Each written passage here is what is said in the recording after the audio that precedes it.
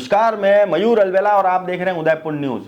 हाल ही में Rajasthan high court द्वारा एक फैसला सुनाया जाता है जिसमें उदयपुर के एक दबंग पुलिस अधिकारी जितेंद्र आंचलिया को एसीबी द्वारा दी गई क्लीन चिट रिपोर्ट को उदयपुर कोर्ट में पेश करने के आदेश दिए जाते हैं और साथ ही शिकायतकर्ता नीरज पूर्विया की सीबीआई जांच की मांग को सिरे से खारिज कर दिया गया, जिसके बाद से ही नीरज पूर्विया और उनके सहयोगियों में पौखलाहट सी है, जिसके चलते उन्होंने आनन फानन में एक प्रेस कॉन्फ्रेंस का आयोजन कर दिया, जहां नीरज पूर्विया के साथ आए हरीश सुवालका ने प्रेस कॉन्फ्रेंस की शुरुआत की और दोनों ने ही मीडिया को ही कटघरे में खड़ा करते हुए क्रिमिनल केस दर्ज करवाने की बात कह डाली, जिसके बाद तो सभी मीडियाकर्मी गुस्सा हो गए।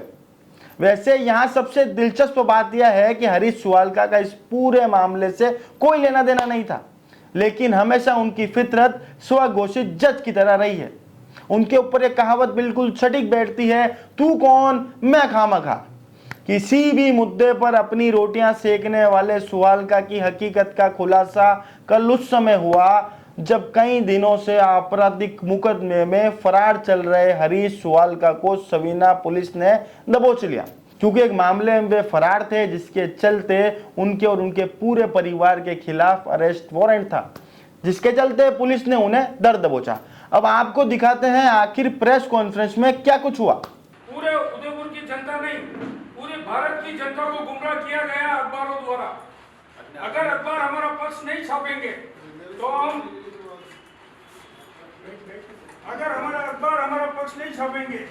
तो हम ये निश्चित करते हैं कि हम अखबारों के खिलाफ क्रिमिनल कार्रवाई करेंगे। तो सर एक काम करो, आप अखबारों के खिलाफ क्रिमिनल कार्रवाई करो, आप स्वतंत्र हो और हम लोग प्रेस कॉन्फ्रेंस से चले जाते हैं। आप अखबारों के खिलाफ क्रिमिनल कार्रवाई हम ये जुर्माना के लिए है क्या? हम क्या जुर्माना है क्या? आप इस तरह की बेवकूफी बातें कर रहे हो। मीडिया के खिलाफ क्रिमिनल कार्रवाई करेंगे। किस बात पे वीडियो के खिलाफ क्रिमिनल कार्रवाई करेंगे? इनको साजिश करके बता दिया। अरे तो बताएं क्या? मीडिया ने क्या मीडिया को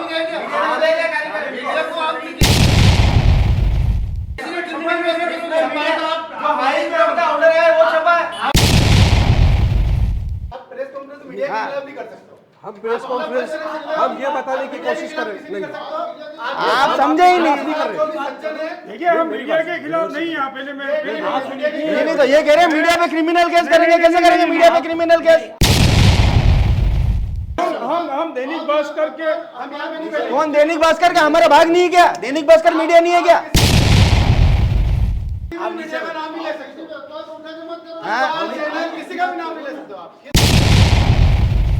नोटिस दे सकते हो सार्वजनिक रूप से मीडिया के लिए, है ना? हां, मीडिया के खिलाफ तो आपने देखा किस तरह एक वांछित अपराधी खुद को शहर का सबसे बड़ा ईमानदार बताते हुए किसी और की प्रेस वार्ता में चला गया और मीडिया को ही कटघरे में खड़ा करने लगा। खैर, पुलिस भी इस प्रेस वार्ता का धन्यवाद दे रही है कि आखिर उसमें आरोपी दिख तो गया और उसे पकड़ लिया गया। चलिए अब बात करते हैं इस कहानी के मुख्य किरदार नीरज पूर्विया से, जिन्होंने हाईकोर्ट फैसले के बाद प्रेस वार्ता कर दी और गलत होते हुए भी खुद को सही बताकर फैसले को ही चुनौती दे डाली। उसके लिए आपने तो मीडिया को ही दोषी बता दिया आज। नहीं, हमने मीडिया को दोषी नहीं बताया है। आपने कहा कि भाई क्रिमिनल कार्रवाई की जाएगी। ऐसा नहीं है। एक्चुअली वो एक ठीक है, एक बातचीत के अंदर बात आई है। बाकी ऐसा वो हमारा इरादा नहीं है कि हम कार्रवाई, हम तो आप लोगों को बुलाए इसलिए कि हमारा वर्जन समझे और शब्दों की महत्वपूर्ण भूमिका को समझे। शब्द एक ऐसा चीज है जो अच्छे अच्छों के घर बिखेर देता है, अच्छे अच्छों के बीच में कलेश हो जाता है। अब क्रिमिनल केस आप करेंगे तो किस बिहाफ पे करेंगे? देखिए सर, मैंने जैसा बताया आपको कि हम ये नहीं बोल रहे हैं कि हम क्रिमिनल केस करेंगे, ठीक है। लेकिन फिर भी मैं एज अ मेरा एक अगर व्यू आप मतलब ऐसे नॉर्मल आप भी होंगे, अगर आपके खिलाफ कोई गलत चीज़ अगर क्या गलत घर चीज़ में छपी आती आपके है, खिलाफ? मतलब मैं नॉर्मली मैं तो सिर्फ ये बता रहा हूँ कि होता है तो आपको भी ऐसा लगेगा कि यार मुझे क्यों बदनाम किया जा रहा है, जी। या फिर मैं जो है इस चीज़ को जिन लोगों ने दी उनसे साथ में क्लियर करूँ। भाई एक अखबार की कटिंग को लेकर आपका कोई विवाद था कि भाई उसमें आपको क्या बताया गया उसमें? उसमें ये बताया गया कि मैंने साजिश। साजिश अब साजिश क्यों ना बोले, आपके खिलाफ सुखेर थाने में एक मुकदमा दर्ज होता है जिसमें आप पर कब्जा करने का आरोप भी लगा और उसका भी मामला कोर्ट में विचाराधीन है। तो जब आप कब्जा करते हो किसी जगह तो साजिश करता तो आप है ही है ना, लेकिन वो प्रूव नहीं हुआ ना, तो विचाराधीन है ना अभी। वो एफआईआर लग गई उस पर, हाँ एफआईआर लगा दी, हाँ। पुलिस ने खुद ने एफआईआर तो लगाई है। उसमें अगर और मैं तो कह रहा हूँ विचाराधीन है हम्म। तो उसका मतलब ये मान लें कि आप सही हो, आप अगर दोषी नहीं हो तो सही भी तो नहीं हो ना।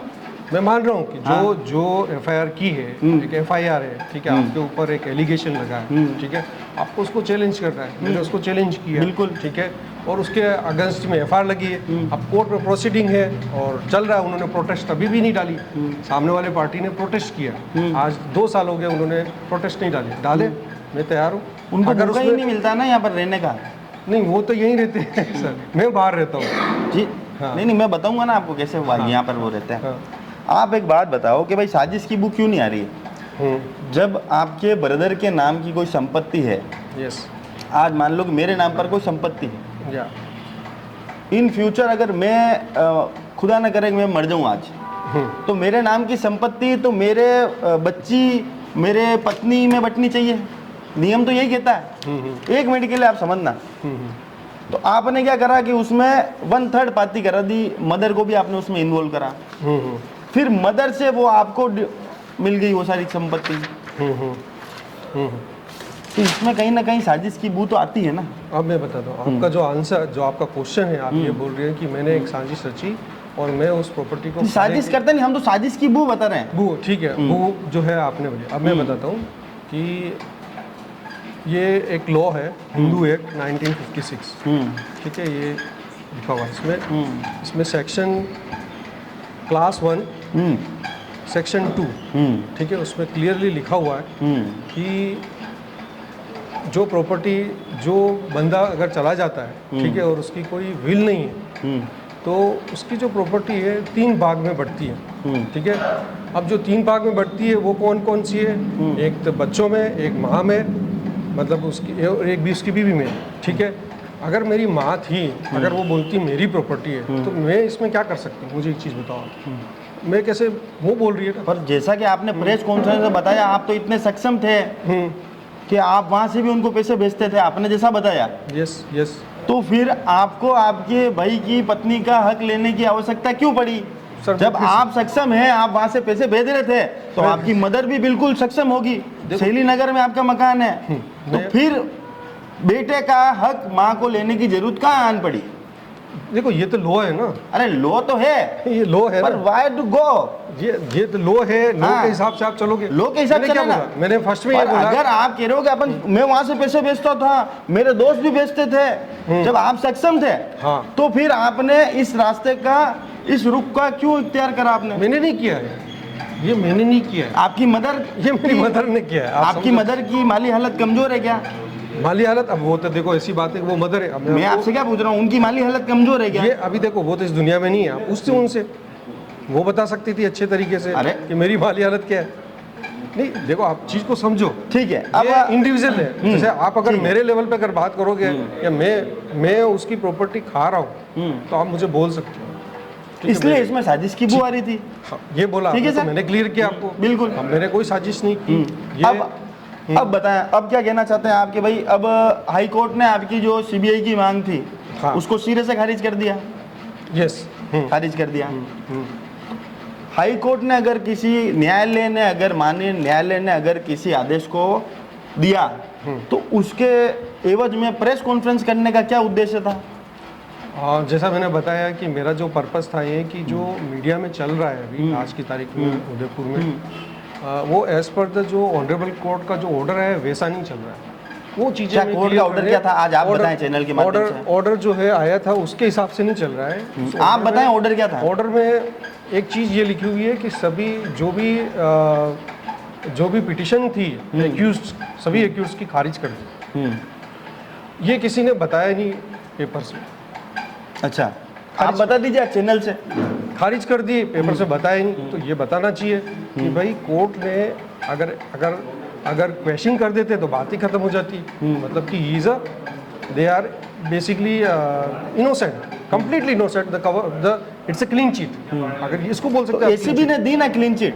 एसीबी ने, मैं आपको तारीख में बताता हूँ, 29 जनवरी मेरे पास 2025 में है को आंचलिया जी को क्लीन चिट देते हुए आदेश पारित किए। करें? Yes sir. ठीक है। फिर आप हाई कोर्ट में क्या केस लेकर गए थे कि भाई मेरे को एसीबी से जांच से संतुष्ट नहीं हूँ, मेरे को सीबीआई की जांच करानी है। सीबीआई की मैंने 7वें में नहीं लगा दी थी, पहले ही लगा दी थी। तब उसमें फिर हाई कोर्ट जो फैसला देगा वो तो यही देगा ना कि भाई ये मांग रखनी है या नहीं रखनी है। देखो जो तो क्लीन चिट तो एसीबी ने जांच करी और एसीबी ने क्लीन चिट दे दी। ठीक है, 29/1 जनवरी 29/1 को ये ऑर्डर पास हुआ। ठीक है, 24/6/2024 को री इन्वेस्टिगेशन स्टार्ट हुआ। 11/6 को जयपुर से चित्तौड़ फाइल ट्रांसफ़र हुई जो 507/2022। ठीक है, और मैं उस समय मेरी मदर पास्ट अवे हो गई थी 24 जून को, तो मैं इंडिया आया हुआ था। तो मुझे कैलाश सिंह साधु ने आगे से फ़ोन किया और मुझे आगे से फ़ोन करा आपको? आगे से फ़ोन किया। हाँ। तो मैं उनके पास में गया तो उन्होंने क्लियर कट बोला कि हम आपको इस फाइल को हम एफआईआर लगा रहे हैं, आपको कुछ थे आपके पास एविडेंस तो आप हमको दो। तो जब उन्होंने ये चीज़ बोली तो मेरी पहले से कंडीशन थी एक एसीबी जयपुर के साथ में, जब ये केस हुआ था। ठीक है, कि मेरा केस जो है जयपुर में चलेगा, उदयपुर में नहीं चाहिए, मैं मैनेज नहीं कर पाऊँगा, करप्शन एक्सट्रीम लेवल पर है और जो लोकल्स है वो खुद पुलिस में है, मतलब नहीं है मैं क्यों मेरा टाइम खराब करूँ। तो ये चीज़ पे जब उन्होंने बोला कि भाई फाइल यहाँ पे और मैं यहाँ पे इन्वेस्टिगेशन कर रहा हूँ, री इन्वेस्टिगेशन कर रहा हूँ, तो मैंने लेके जो है उनको सुना। सुनने के बाद में जो है डीजी साहब से कॉन्टेक्ट किया। ये 6ठे महीने की बात है और मल्टीपल टाइम मैंने उनको कांटेक्ट किया तो उन्होंने जवाब नहीं दिया। फिर उनकी तरफ से मुझे कॉल आया और 7 मिनट बाद की मेरे पास में लॉग है उनकी व्हाट्सएप पे। ठीक है, उन्होंने क्लियरली बताया कि ये जो इन्वेस्टिगेशन हो रही है मैं नहीं करवा रहा हूँ, तो ऊपर से हो रही है और इसमें मेरा कोई रोल नहीं है। और आपको अगर ऊपर से कहाँ से हो रही थी? ऊपर से मतलब सीएम से। ठीक है, उन्होंने बाद में बोला सीएम साहब का पर्सनल इंटरेस्ट था इसमें?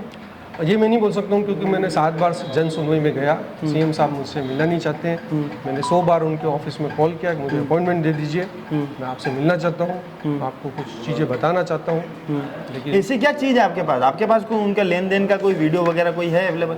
यस, मेरे पास में फिर उसके बाद में ये हुआ कि जब ये बात हुई हमारी तो उन्होंने बोला कि आप के पास में अगर कोई जेक जरिया हो जिसमें बड़े लीडर्स हो, कोई पॉलिटिकल जो दिल्ली में हो बड़े सेंट्रल लेवल पे, आप उनको लेके जाओ सीएम साहब के पास में, या फिर उनको लेके जाओ या फिर आप खुद मिलो, कोशिश करो कि अगर आपका ये वर्जन जो आपकी जो चीज़ें वो समझे और वो हमको इंस्ट्रक्शन देंगे तो हम इस पर कुछ हो सकता है, बाकी आप मैं इसमें कुछ नहीं कर सकता। मतलब ये कहना चाहते हो कि एसीबी की जो जांच है वो सीएम साहब के द्वारा प्रभावित है? यस सर, यस, पूरी प्रभावित है। फिर उसके बाद में जब मैंने 10 दिन वहाँ पे जयपुर में जाके बहुत सारे लोगों से मिला, मेरी पूरी कोशिश की, लेकिन मैं सीएम साहब से नहीं मिल सका। और फिर जब मैं थक गया तो वापस से डीजी साहब से बात हुई और इस बार मैंने सोचा कि अब तो वैसे भी डिस्पोजल होने वाला है और हम झूठे बनने वाले हैं कि जो चार्जशीट पेश हुई है वो उड़ जाएगी और हमको झूठा बनाया जाएगा, हो सकता है हमारे ऊपर और कोई केस कर दिया जाएगा या कोई और इल्ज़ाम लगेगा। तो नेचुरली है मैं मेरी साइड जरूर देखूंगा, क्योंकि एक लेवल होता है, हर आदमी ऐसा तो है नहीं सीएम के पीएम के पास पहुंच जाएगा। हम तो आम लोग हैं, ठीक है, हमारा कोई पॉलिटिकल बैकग्राउंड नहीं, मेरे किसी लीडर से कोई जान पहचान नहीं, मैं एक बिल्कुल नॉर्मल आदमी हूँ जो अपना काम करता हूँ और काम से मतलब है, उससे अलावा मेरा कुछ नहीं। तो उसके बाद में जो है मैंने डिसाइड किया कि अब ये लगाने ही वाले हैं, डिस्पोजल करने वाले, तो इनको रिकॉर्ड किया जाए ताकि ये रिकॉर्ड जो है मुझे फ्यूचर में काम आएगी, मैं अपनी जो अपने आप को निर्दोष बता सकूं। तो ये इसके लिए मैंने किया। तो आपने डीजी साहब की रिकॉर्डिंग डीजी साहब से बात हुई। ये रिकॉर्डिंग और वीडियो बनाने का शौक है आपको? नहीं, मेरा कोई वीडियो बनाने का शौक नहीं है। मैं बहुत बिजी आदमी हूँ। मैं बिजनेस करता हूँ, मैं सॉफ्टवेयर डेवलपर हूँ। 1000 सॉफ्टवेयर मेरे दिमाग में घूम रहे हैं, ठीक है। मेरे पास इतना टाइम नहीं है कि मैं इन सब चीज़ों के पीछे पड़ूँ। लेकिन क्या है कि एक जिम्मेदारी होती है, जैसे कि बोला जाता है कि जब कोई गलत हो रहा है तो आप उसको एज ए एविडेंस में लो। मैं वो लिया, मैंने और कुछ नहीं किया। हर बार मैंने यही किया कि जब कोई 70 लाख रुपए ले रहा है तो मैं जो 70 लाख दे रहा हूँ, आज कल ये बोलेगा कि नहीं दे रहा हूँ, मैं नहीं देता हूँ, मैं नहीं जानता हूँ, तू कौन है, जैसा मेरे साथ। भाई इसमें पूरे मामले में भाई आपकी जो मध्यस्थता करा रहे थे सूर्य प्रकाश जी सुवाल का, उनके सामने हुई ये सारी चीजें। सूर्य प्रकाश जो है, सूर्य प्रकाश जी जो है वो हमारे मेरे भांजी के जेठ है, ठीक है। तो एक तरीके से हमारे रिलेटिव है। जब आपके फैमिली में कुछ प्रॉब्लम आती है तो ऑब्वियसली लोग आपको कांटेक्ट करते हैं कि भाई क्या हो गया क्या नहीं। उसी तरह से उन्होंने मुझे कांटेक्ट किया। और जब मैं जितेंद्र आंचलिया से मिलने जा रहा था तब वो भी मेरे साथ में आए थे और वो भी थाने में थे। और उनके सामने ये समझौता का जो है उन्होंने बनाया सब कुछ। पैसा जो आप आरोप लगा रहे हो पैसे का, ये तो फर्स्ट पैसे का लेन देन का, पैसे का लेन देन उनके सामने हुई। सूर्य प्रकाश जी बोलेंगे इस बात को? हाँ थे वहाँ पर, ऑडियो में है ना सर, वीडियो है ना। तो वीडियो आप अभी दीजिएगा। हाँ, क्या सूर्य प्रकाश सुवाल का इस बात को एक्सेप्ट करेंगे अगर उनके सामने हुआ है तो एक्सेप्ट करेंगे।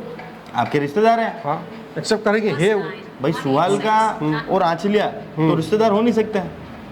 तो जिया जी कहने का तो कोई भी फैमिली टर्म्स है। हाँ, आपसे ज्यादा क्लोज टर्म्स है ना। वो भी जिया जी बोल रहे थे। आप भी तो उनके रिश्तेदार हो ना। आपकी भांजी की जेठ जी है ना। Correct, yes. हाँ।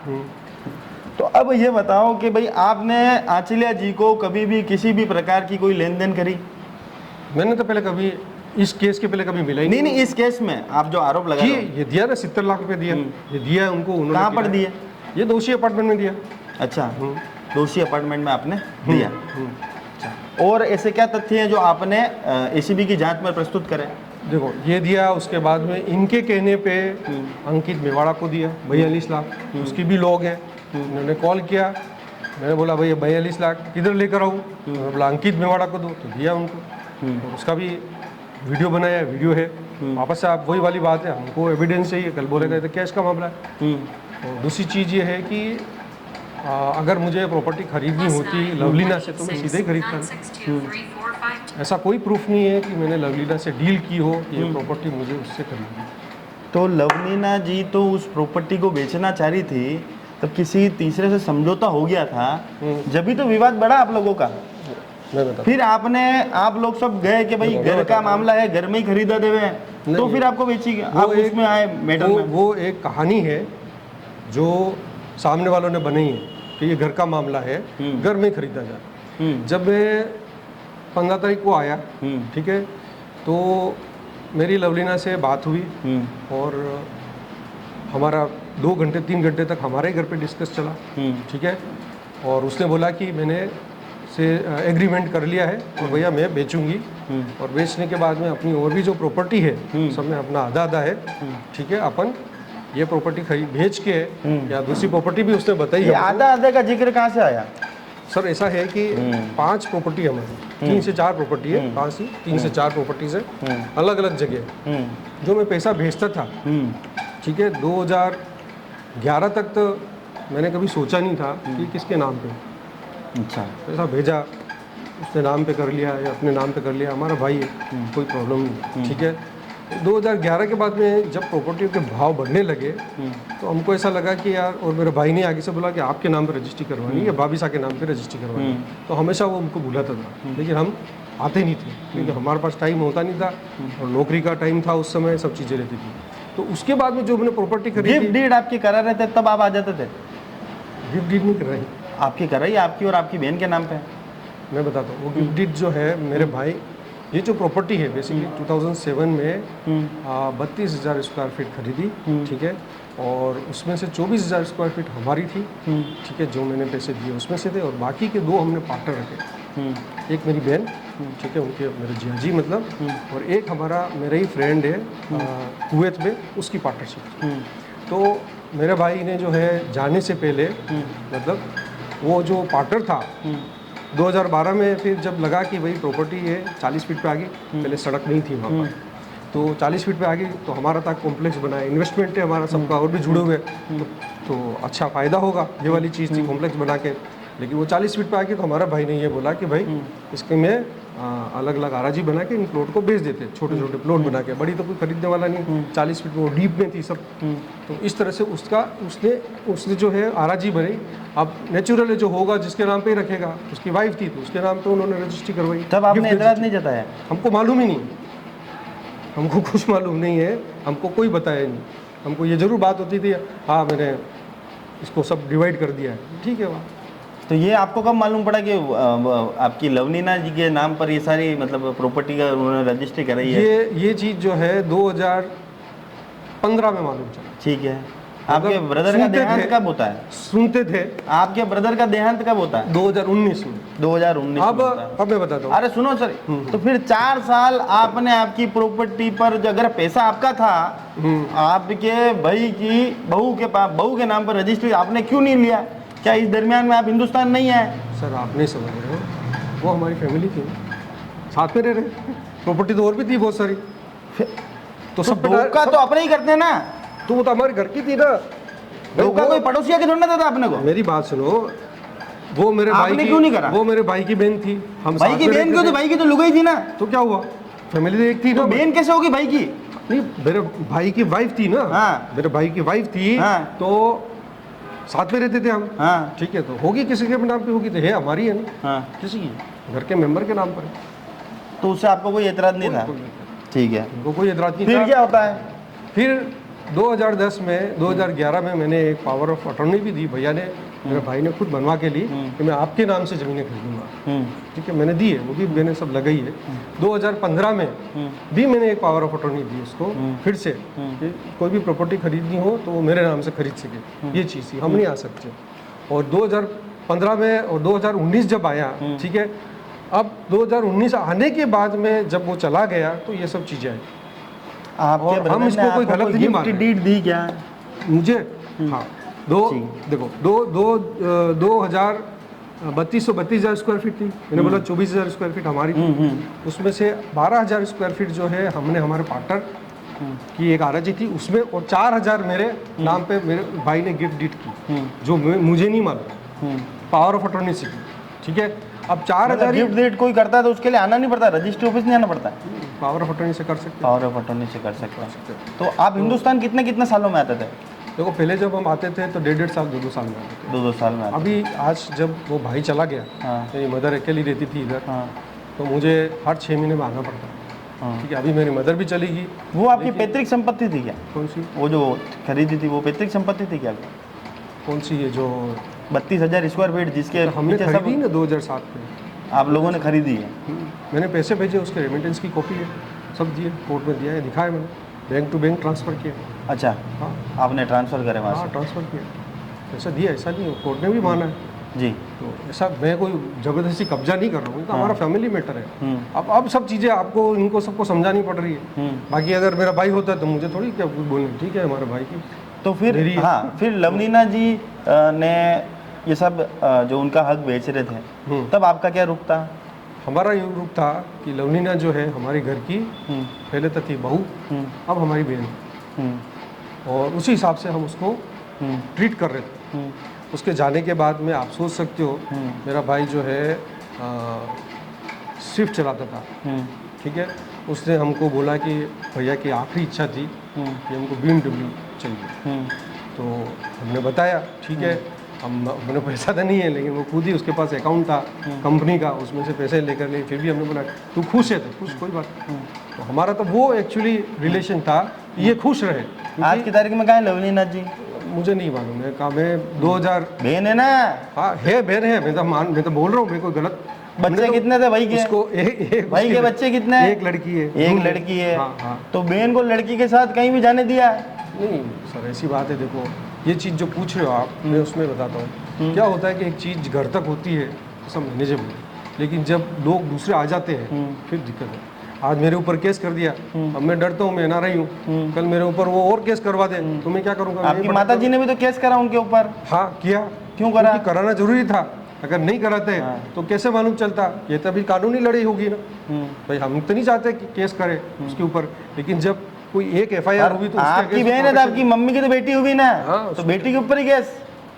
उसमें रीज़न ये है कि जैसे मैंने बताया आपको कि जब कोई कानूनी लड़ाई होती है तो प्रोटेक्शन के लिए आपको करना पड़ता है, यही चीज़ है और क्या चीज़ है। प्रोटेक्शन के तहत करा केस। और है एक्चुअली हुआ भी है, एक्चुअली किया भी है। उसने पैसे निकाले 70 लाख रुपए, जो बिल्कुल ऑन अब अकाउंट। हाई कोर्ट के आदेश की बात करते हैं तो हाई कोर्ट में यह कहा गया कि ACB द्वारा दोबारा जो जांच की गई उसकी रिपोर्ट उदयपुर ACB कोर्ट में पेश कर देवें। ठीक है, इससे कोई आपत्ति है आपको? देखो इसमें जो जो रिपोर्ट है ऑफ कोर्स वो तो पेश करेंगे, ACB का काम है। ठीक है, हम ये बोल रहे हैं कि हाई कोर्ट नहीं तो बोला ना, हाई कोर्ट की हियरिंग है ना ये। हाई कोर्ट ने एक उसी ऑर्डर के अंदर त्यागी करके एक पुराना सुप्रीम कोर्ट का एक ऑर्डर डाला है। ठीक है, क्या नाम है उसका, त्यागी है सरनेम। तो उसमें सीधा सीधा वो है री इन्वेस्टिगेशन का एक ऑर्डर है, उसमें क्लियरली लिखा हुआ है, जबकि हमारी तरफ से नहीं डाला है, ये एक्यूज की तरफ से डाला गया है कि ये जो है कोर्ट जो है जो एजेंसी है वो 1 2 3 प्रोसीडिंग कर सकती है, इन्वेस्टिगेशन कर सकती है, री इन्वेस्टिगेशन। लेकिन ऊपर एक लाइन लिखी हुई है कि कोर्ट से अप्रूवल होने के बाद फ्रेश इन्वेस्टिगेशन नहीं कर सकती। तो यही तो लिखा ना उसने कि ACB द्वारा की गई जांच की रिपोर्ट उदयपुर ACB कोर्ट में पेश कर दे। मैं हाँ, तो मैं वही बोल रहा हूँ ना, मैं क्या बोल रहा हूँ, हाँ, हम उस रिपोर्ट को मानते नहीं क्योंकि वो कोर्ट से अप्रूवल नहीं ली। आप ACB की रिपोर्ट को नहीं मानते हो? नहीं है जो सेकंड अरे रिपोर्ट पर नहीं आपके मानते। मानने से या मेरे मानने से होगा क्या? मैं भाई फैसला जो है वो तो माननीय न्यायालय को ही लेना है। देखो वो आप और मैं तो कुछ भी मान ले। आप न्यायालय को पूछोगे, हमने री इन्वेस्टिगेशन लगा रखी है, ठीक है, ऑर्डर नहीं, री इन्वेस्टिगेशन लगा रखी है। री इन्वेस्टिगेशन का ये मैटर है, हमने चैलेंज किया है कि कोई भी री इन्वेस्टिगेशन होती है, जब चार्जशीट पेश हो चुकी होती है, उसके बाद में अगर आपको उन अपराधियों के जिनकी चार्जशीट पेश होगी है तो ऑनरेबल कोर्ट से आपको परमिशन लेनी पड़ेगी। नहीं लिया तो क्यों अच्छा। नहीं लिया? उनकी इच्छा से जांच कर दी उन्होंने। उन्होंने उनकी मर्जी से जांच कर दी। मतलब आप एक देश की बड़ी एजेंसी पर ये आरोप लगा रहे हो कि वो अपने मन से सब काम कर रहे हैं। जो ऐसा हो सकता है क्या? आप एक बात बताओ। मैं लगा रहा हूँ 200%। उसका रीजन मैं प्रूफ के साथ बोल रहा हूँ, क्योंकि डीजी साहब ने भी यही बोला कि अच्छा मेरी- अच्छा अच्छा अच्छा अच्छा मैं नहीं करवा रहा हूँ। वीडियो कॉन्फ्रेंस के जरिए हाईकोर्ट जज ने DG ACB से भी सवाल किए। हाँ, उन्होंने यह स्वीकार किया कि जितेंद्र आचरेलिया पर किसी तरह का मामला नहीं बनता है। यस, ठीक है, ये तो उन्होंने हाई कोर्ट में स्वीकार करा ना, हाई कोर्ट में बोला ना DG ने। तो क्या DG साहब ने हाई कोर्ट में भी झूठ बोला? ये आपको डिसाइड करना है, मैं बता मैं क्यों डिसाइड करूंगा? आप पत्रकार हो, मैं हाँ। आपको पूछना चाहता हूँ हाँ बताओ। कि एक ऑडियो है जिसमें डीजी साहब ये बोल रहे हैं हाँ। कि ये जो रिपोर्ट है इन्वेस्टिगेशन की वो उल्टी पुल्टी है क्या? हाँ। और वही डीजी साहब जो है कोर्ट में जब जज साहब पूछ रहे हैं हाँ। कि आप इस रिपोर्ट से संतुष्ट हो, तो वो बोल रहे हैं यस। और वही DG साहब ये कहते हैं कि आप द्वारा जो ऑडियो वायरल किया जा रहा है वो मैनिपुलेट किया जा रहा है। इस पर क्या कहना है? मैं ऑफ कोर्स मैं रेडी हूँ, आप चेक करवा। तो कराओ ना, वो चेक को आप कराओगे, हम क्यों कराएंगे? वो एजेंसी का काम है। मैं जो जाऊंगा अभी, मैं जो जाऊंगा कोर्ट में, हाँ। मैं जाऊंगा पुलिस में, हाँ। मैं जाऊंगा जिस ये जॉब में कितने भी- 2 महीने 3 महीने पुराना तो हो गया मामला। ये अरे ये 2-3 हमने महीने, जब 2 रिलीज महीने किया तो हो गया इस ऑडियो को। इसको 3 ये जो है 3 महीने, लेकिन रिलीज कब किया हमने? अरे 3 महीना तो हो इनका गया। केस आने के बाद में रिलीज हुआ है। तो कब करा? जनवरी ये की बात जो- करा, 29 जनवरी की बात करा। 29 जनवरी, yes, ठीक है, correct। तो 1.5 महीना तो हो गया। हाँ। 1.5 महीने में आपने क्या कानूनी कार्रवाई करी? अगर आप सच्चे थे और आपके ऊपर आरोप लग रहा था तो आपने क्या कार्रवाई करी? हमने ऑनरेबल कोर्ट का डिसीजन का इंतजार किया, ठीक है। उसके बाद में हम ये आप चाहते एक सेकंड आप ही की बात पर आता हूँ। आप जब ये कह रहे थे कि ACB के कुछ इंटरनल सूत्रों से आपको ये पता पड़ता है कि भाई जांच जो है वो हमारे फेवर में नहीं आएगी, इसलिए आपकी हाई कोर्ट में तैयारी कर ली थी आपने। हाई कोर्ट में ऑलरेडी ठीक है, सुन, आपने यही बोला आपने। डीजी साहब ने बोला, आपने ठीक है, आपने तैयारी कर ली थी। तो फिर आपने ये कैसे माना कि हाई कोर्ट आपके पक्ष में? तो आप दूसरी तैयारी भी रखते, प्लान भी तैयार रखते हैं आपका? देखो क्या है कि जो अगर आपको लीगली किसी केस में जाना है तो हम आंखें बंद करके नहीं जा सकते, ठीक है। आपको पूरा ग्राउंड तैयार करना चाहिए। ये आप जाके वहाँ पे क्या करोगे? FIR लग जाएगी। ऑलरेडी जो है जो एक्यूज्ड है या फिर आरोपी है वो इन्फ्लुएंस कर सकता है जब राजस्थान आपको पुलिस मैं तो आपसे यही कहना चाह रहा हूँ कि जब आज को एक किसी अखबार के द्वारा साजिश करता या कुछ भी बता दिया गया था, आपका मन आहत हुआ। आपने एक उदयपुर के बड़े अधिकारी पर इतने आरोप लगा दिए। हम्म। आरोप नहीं, मैंने सब सच्चाई के साथ अरे! लगाई। सच्चाई तो जब न्यायालय प्रूफ अपना के साथ, फैसला प्रूफ के देगा, साथ, मेरा प्रूफ के साथ न्यायालय अपना फैसला देगा, उस दिन उसको सच्चाई मानी मैं जाएगी। प्रूफ के साथ ठीक लगाया। है, आप प्रूफ मानते हो? मैंने जो मैं दिया, क्या कह रहा हूँ आपको प्रूफ कि मानते हो? न्यायालय बस। जिस दिन कह देगा कि ये ओके है, हाँ। कि वो दोषी है, तो वो दोषी, और देखो, वो कहेगा अभी- कि आप खारिज, तो आप खारिज। अभी देखो, ये जो रिपोर्ट है ये हाथ का लिखा हुआ है, ठीक है, ये मेरा एक एविडेंस है। इसी के बेस पे उनकी गिरफ्तारी हुई होगी, इसी के बेस पे प्रोसीडिंग हुई होगी। अब इसी को एफएसएल भी आया है, ठीक है। तो मैं एक ऐसा, मतलब मैं ऐसा कोई काम नहीं करूंगा कि जो मैं झूठ बोलूं, मैनिपुलेट करूं या किसी को फंसाऊं। मैं उसमें इंटरेस्ट नहीं है, मुझे कोई इंटरेस्ट नहीं किसी को फंसाने में, झूठा केस डालने में। मैं जानता हूँ इंडिया के अंदर करोड़ों झूठे केस रोज बनते होंगे, लेकिन मैं सही नहीं मानता हूँ। आपको ऐसा क्यों माना कि आप ऐसा नहीं कर सकते हो? ये भी तो बताओगे आप हमें। मैं क्यों लॉ को तोड़ूं? एफआईआर लगेगी, मैं मुलजिम अभी बनूंगा। आप कह रहे हो करोड़ों लोग तोड़ रहे हैं, तो आप क्यों नहीं तोड़ सकते? ऐसा आप में अनोखी काबिलियत क्या है, वो तो बता दोगा। क्योंकि मैं लॉ को फॉलो करना चाहता हूँ, सच्चाई को फॉलो करना चाहता हूँ। तो जो करोड़ों हुआ लोग है। तोड़ रहे हैं वो फॉलो नहीं कर रहे हैं। बहुत सारी एफआईआर लग रही है, अब झूठे केस दर्ज हो रहे हैं, रोज लग रहे हैं झूठे केस। देखो आप, मेरे ऊपर झूठा केस ही लगा। अभी आपने बताया था कि आपने अपनी मदर से केस कराया बचाव के लिए, हो सकता है बचाव के लिए करा दो। फिर से बात बनाऊँ, मेरी मदर का जो केस है already based on the facts, there is a fact. फिर आपने बचाव का नाम क्यों लिया? किसको बचाव का? इसलिए कि अब ये लीगल चीज पे आ गया। पहले आपके घर की बात थी, अब आप लीगली आ गए हो, आपके ऊपर झूठे केस चलो हो अब गए, अपन ठीक है? सीधी बात पर आते जो हैं, सीधी बात पर मैं आते हैं। बोल रहा अब हूँ, मेरी बात सुनो। आपके ऊपर जो है, मेरी बात सुनो, आपके ऊपर झूठे केस लग रहे हैं, ठीक है, आप सच्चे केस नहीं लगाओगे?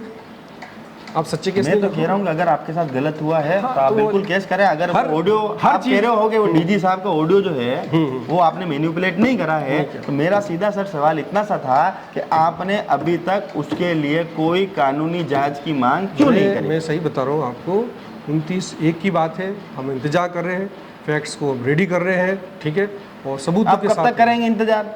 ये अभी और भी टाइम लगेगा, जब तक कि ये रिपोर्ट सब आ जाती नहीं है लोअर कोर्ट में, उसके बेस को हम चलिए, लेके अब फिर मैं तो आगे कह रहा हूँ हाई कोर्ट ने आपकी सीबीआई जांच की मांग को खारिज कर दिया है, क्या आगे का रुख रहेगा?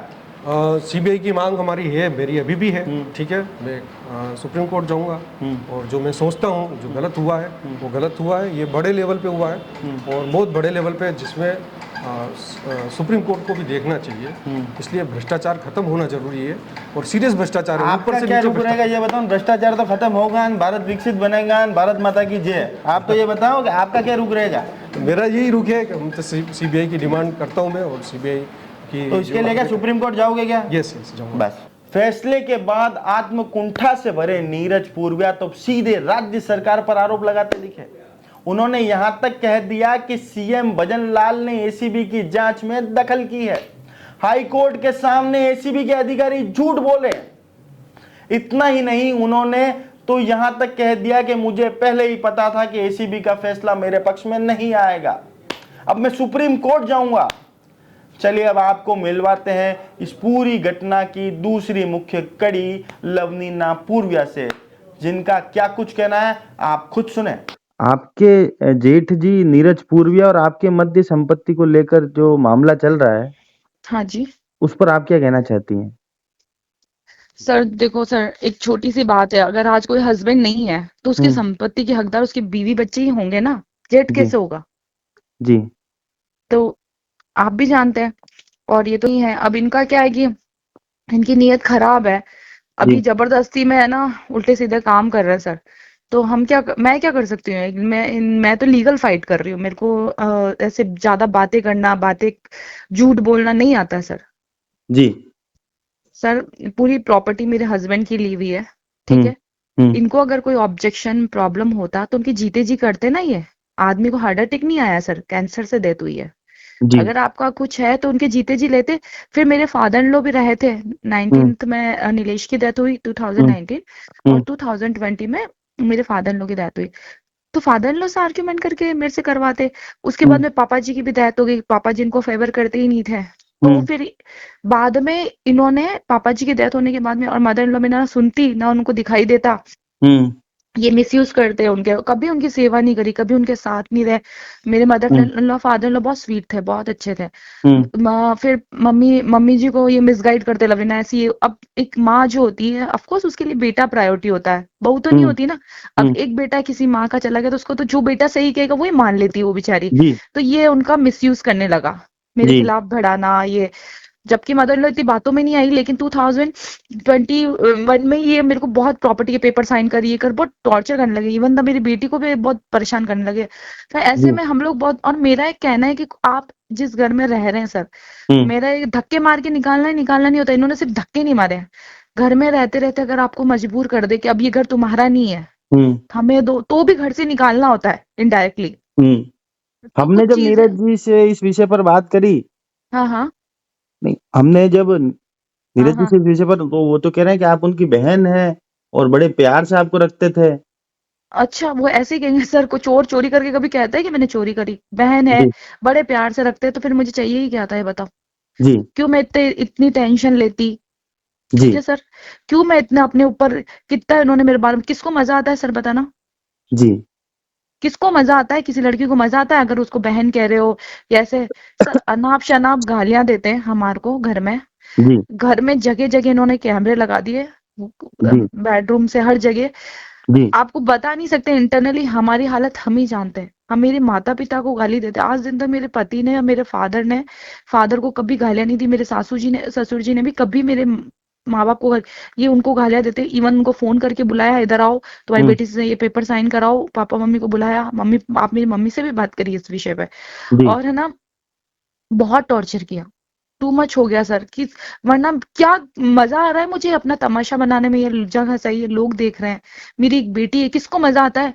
प्यार से रख रहे होते हैं, सब साथ रह रहे होते हैं, तो क्या दिक्कत होती मुझे आप बताइए? मैं इतने साल रही साथ में, जी 15-16 साल रही। मजा आता है मुझे? मजा आएगा अपनी लाइफ खराब करने में या इतना जी संघर्ष करने में? जो ऑलरेडी मैं कम उम्र में मेरे हस्बैंड को कैंसर होने पे मैंने संघर्ष किया, उसके बाद में फिर ये संघर्ष कर रही हूँ। क्या मजा आता है किसी को सर? आप बताइए, जी एक लड़की आप की जगह रह के। अब देखिए जी आप जो ये, प्लॉट आप बेचना चाहती थी जो आपके ही नाम पर था, हाँ हाँ, तो इसमें इनका इनका क्या, इनका विरोध था या इनका नहीं इंटेंशन नहीं ये सर, था? हुआ हुआ ये था सर, उस पे ना, ये कह रहा उस प्लॉट पे मेरे हस्बैंड के कुछ पैसे इनके पास पड़े थे, ठीक है। हम्म हमने वो हम्म प्लॉट पे ऑफिस बनाया। हम्म इन्होंने ना तो मुझे ऑफिस में घुसने दे रहा है, ये मुझे हम्म रखने, और फिर ये कह रहे घर से भी जाओ। तो अब हम्म, मैं ऐसी कंडीशन में अपनी बेटी को लेकर कहाँ जाऊंगी? तो मैंने मेरा प्लॉट बेचने का डिसाइड किया, ठीक है। जी तो मैं जी मनोज भैया को ये प्लॉट बेच रही थी, ठीक है। हम्म तो मनोज भैया को मैंने चाबी वाबी दी। फिर ये इनको पता चल गया लवलीना बेच रही है, ये लोगों बोल रहा है मैंने फोन कर, मैं तो इनको बात ही नहीं करती थी, फोन करना तो हम्म दूर की बात है, मैंने तो इनको ब्लॉक कर दिया था। क्योंकि हम्म, मैसेज पे मुझे गालियां लिखते थे, तो फिर मैंने उनको ब्लॉक मार दिया, ठीक जी है। तो फिर है ना, ये आए और ये रातों रात मैं ना वहां पे ये कब्जा करने की कोशिश करने लगे, जबरन कब्जा करने की कोशिश करने लगे ना। तो जी ताले मेरे लगे हुए ताले को हटा के खुद के ताले लगा दिए, और जो वहां पे कैमरे लगे ना उसका एक्सेस भी इनके पास है, ये चाहे जैसे उसको यूज कर सकते हैं, मेरे पास नहीं है। और जी इन्होंने क्या, मेरे इनका पास का प्लॉट जो इन्होंने बेचा ना उसका वहां का लगा के, और इधर अपना बिजली का बिल का कनेक्शन ले लिया मेरे प्लॉट पे, फर्जी फर्जी तरीके से, ठीक है। अच्छा और हाँ हाँ, इन्होंने जो 12,000 बेची उसकी रजिस्ट्री नहीं हुई थी, जैसे मैंने आज आपको जमीन बेच दी, लेकिन अभी तो हम्म वो मेरे नाम है क्योंकि उसकी रजिस्ट्री नहीं हुई। हम्म रजिस्ट्री बाद में हुई थी जिनको इन्होंने उसका वो फाइल लगा के इन्होंने बिजली का कनेक्शन लिया, उधर लगा के मेरे उधर पे, ठीक हम्म है सर। और ऐसे ना मतलब इतने, और फिर आए वहां लड़ाई कर रहे हैं, तो सर मैंने मनोज भैया को बेच रही थी, मेरे को इनको देना ही नहीं था प्लॉट, आई स्वेयर। लेकिन हम्म फिर घर वालों ने कहा घर की चीज घर में रहेगी, तुम लड़ाओ मत, और भी हम्म बहुत सारी चीजें हैं, तुम्हारे शांति से सोल्यूशन। अब इनको लालच हो गया कि यार, और है ना सर, मैं महंगी जमीन बेची थी 3 1 करोड़ के आसपास, आपको पता है सर। हम्म 1,83,50 में मैंने इसको बेची, ठीक है। हम्म ठीक है, मैंने इतना नुकसान खाया किस लिए? हम्म क्या चलो शांति बनी रहे, किसको हम्म मजा आएगा सर?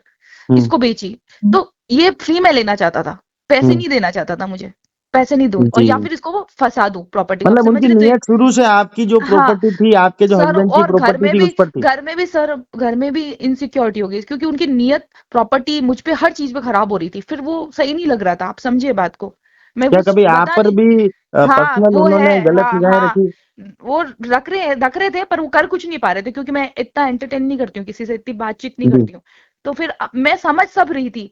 हाँ, लड़कियों को सब पता चलता है, जी कौन जी किस जी। नजर से आपको अच्छा, देख अब रहा है ना, एक सब एक एक पता चलता मुख्य है। सवाल आपसे हाँ कि जी। 70 लाख रुपए के लिए वो बार बार ये आरोप लगाते हैं नहीं कि सर, 70 वो लाख 70 रुपए लाख रुपए मैंने जितेंद्र लिए। आचलिया ने लिए।